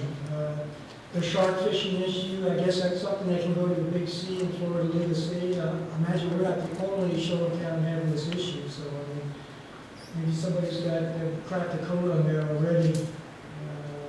This hotel condo issue, yeah, I think you're absolutely right. More importantly, besides just the labeling, is are we missing some revenue opportunities there? That's the big one for me. So, I mean, we really need to get into that. And I think you hit the nail right on the head on that one. Next work session, I think we need to figure out a date. I know the city manager has some questions on what's going to be the best date for that. There's been some new developments in the budget, so we're going to have to probably use the next work session to revisit some issues on the budget. So I don't know if you want to fill in on that now, or we can... We spoke about next Monday, but I mean, I have 10 items for this thing. Any one of them you could discuss all night. Jody Shirley and Dave Gaddis just put up an item that they're spot on, and that's an all-night discussion. I mean, we have to kind of pick and choose. So I think next Monday at a minimum. No, I guess I was referring to, do we need to discuss why we need to elevate the budget? Well, there's, in working through the numbers to do the tax things in the ad, we found a couple errors that we need to correct. So we need to discuss that a little further on what we're going to do with that. And I think the mayor and I talked a little bit about if it was possible to do it on Monday, next Monday. We also have a Parks Board meeting that night at 5 o'clock, so I would just ask if I want to attend that if I could, but maybe we start at 6:30, which I think works out for everybody anyway, but at least give me a chance to attend an hour and a half of that meeting. I'll circle back to that one in a second. The city manager was very diligent in picking up some errors in the budget numbers during the transition from our treasurer to our outsourcing of the budget side. So kudos to the city manager, and that'll be the hot topic for this next work session. So what's the consensus for Monday? I think so, given our schedule. So, I mean, for me, and I don't know about everyone else. Marv, you're not here. So. Call me. Monday the 12th? Monday the 12th at 6:30? That's fine. It's got to be up to you guys. Glenn, you had said before that you had volunteered, which you should know from the military never to do. You're going to be collecting the agenda items on that, or are we still getting them through the city manager? I thought you said you'd asked to... Again, I'm not going to here. What I was trying to do is get a consensus of topics and priorities for the work session items. I mean, I will work diligently with the city manager, and we will flesh out a work session agenda and what priorities. Along those same lines for the work sessions, we've got the 1920 budget.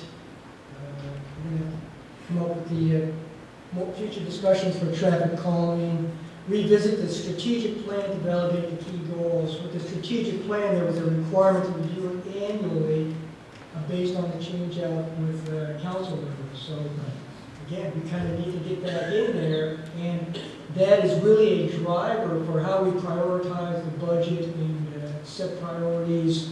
So we kind of we started the budget build without really doing that, so the cart's kind of behind. We just need to redo that.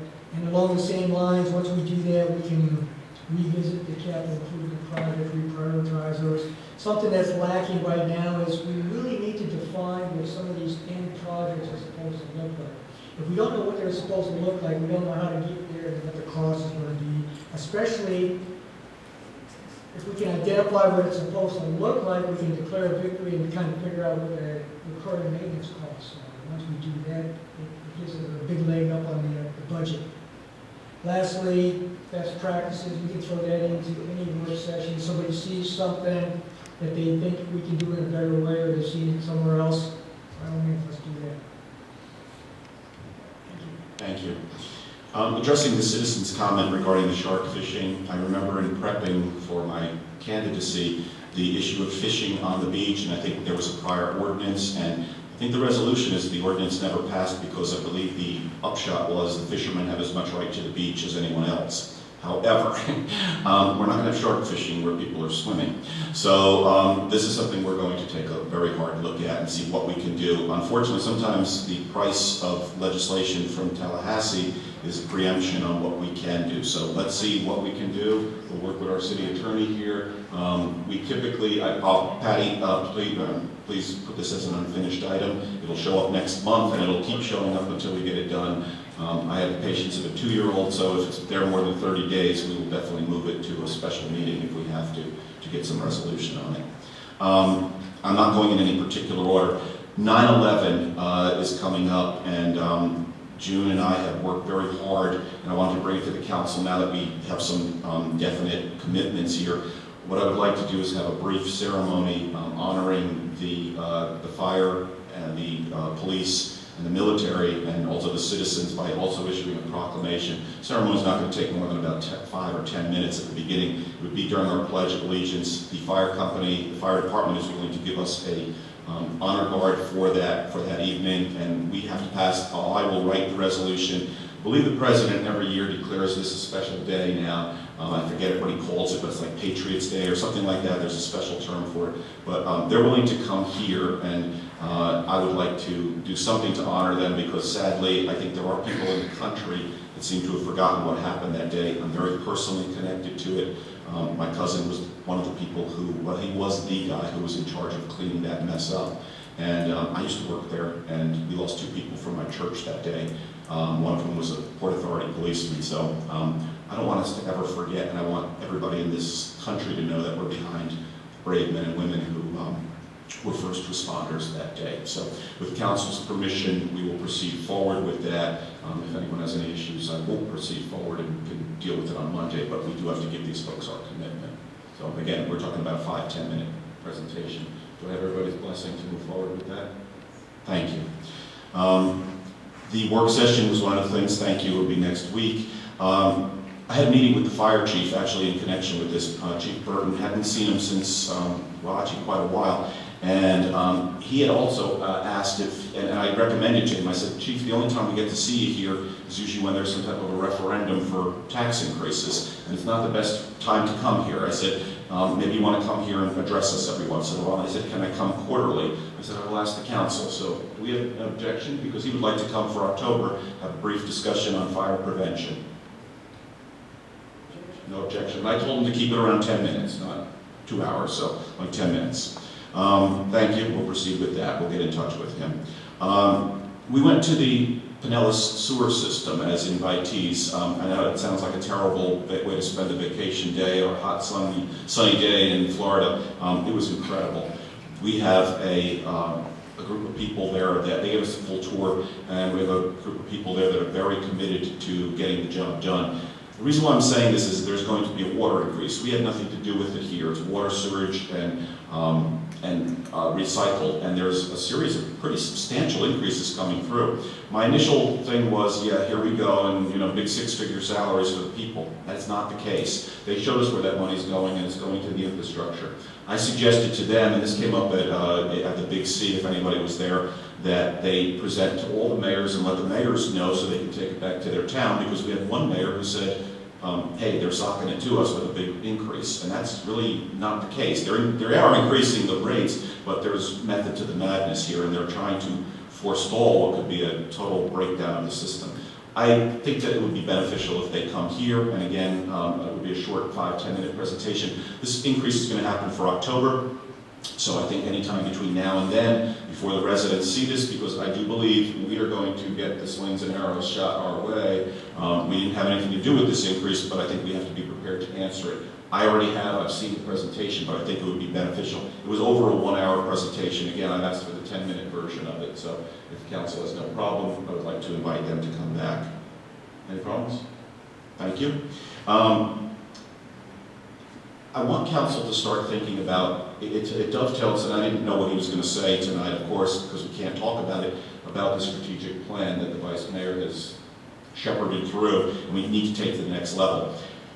In the last 3 months, I've had meetings with Senator Brandeis, the future speaker, Chris Sproles, twice, Charlie Crist, and Rick Scott.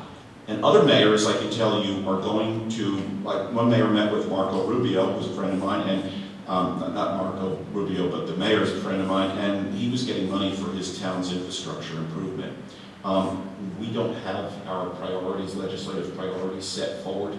You have an attorney here who can do that lobbying for you, and I want to do it, but I don't know what to say our city stands for, and I think it really dovetails in with what's the next step. So I'm going to ask that we have what we did in Suncoast League of Cities. We had a one-day retreat. It wasn't a full day, it was about 3 hours, and we came up with their priorities for next year. And unfortunately, there was only a handful of people there, so hopefully they got to hear what I had to say. We need to do the same thing in our city here. Tell me what your legislative priorities are, because we're prepping for the session right now, for the winter session. And I got to tell you, Suncoast is worried about climate change and sea level rise and stuff like this, and transportation and some things that this city may not be so focused on.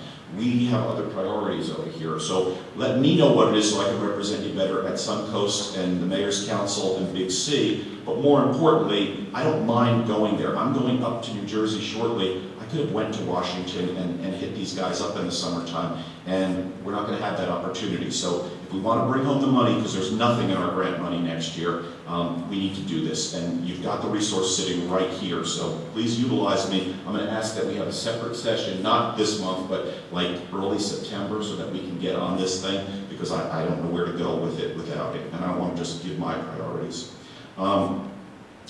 I'm glad, thank you City Manager for the employee handbook. We also have the hurricane plan. So again, budget has been our #1 focus, but we need to focus on this stuff also. So it will be coming back, and I think we need to give some comments back to you, if any, or just tell you it's wonderful, whatever we see, but we owe you some comments on that shortly.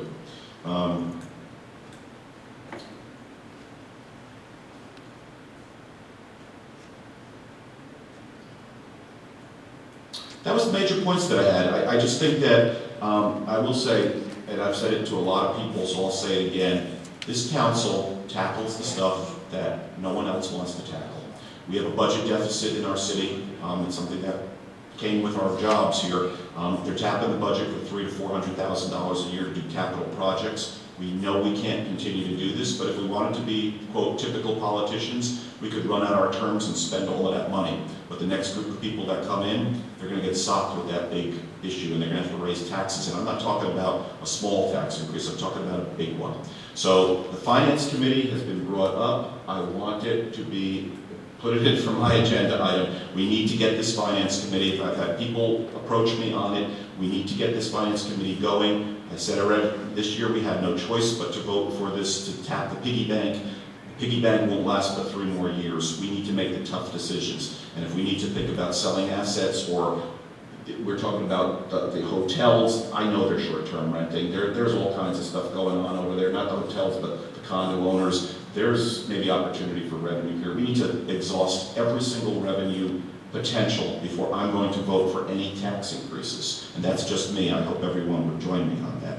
So we need to do that. The other thing we need to do, and we need to start thinking about it now, I'm going to reach out to people personally, and every council member should do the same. We have a charter review committee coming up. It starts every 10 years, and it starts January 1st. Begins with 2020. We need to do this, okay? Mayor Notaro came by and talked about our ordinances. We need to work on our ordinances, which are very poor in a lot of cases.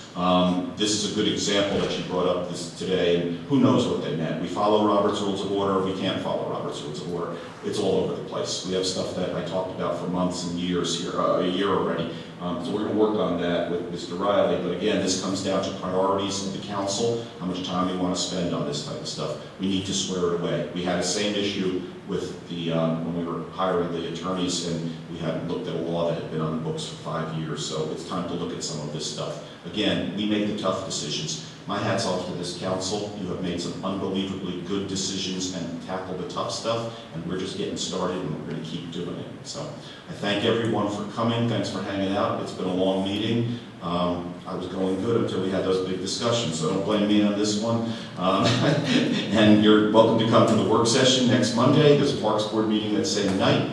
With that, do I have a motion to adjourn? So moved. Second? All in favor? Aye. Opposed? We stand adjourned. Thank you, ladies and gentlemen.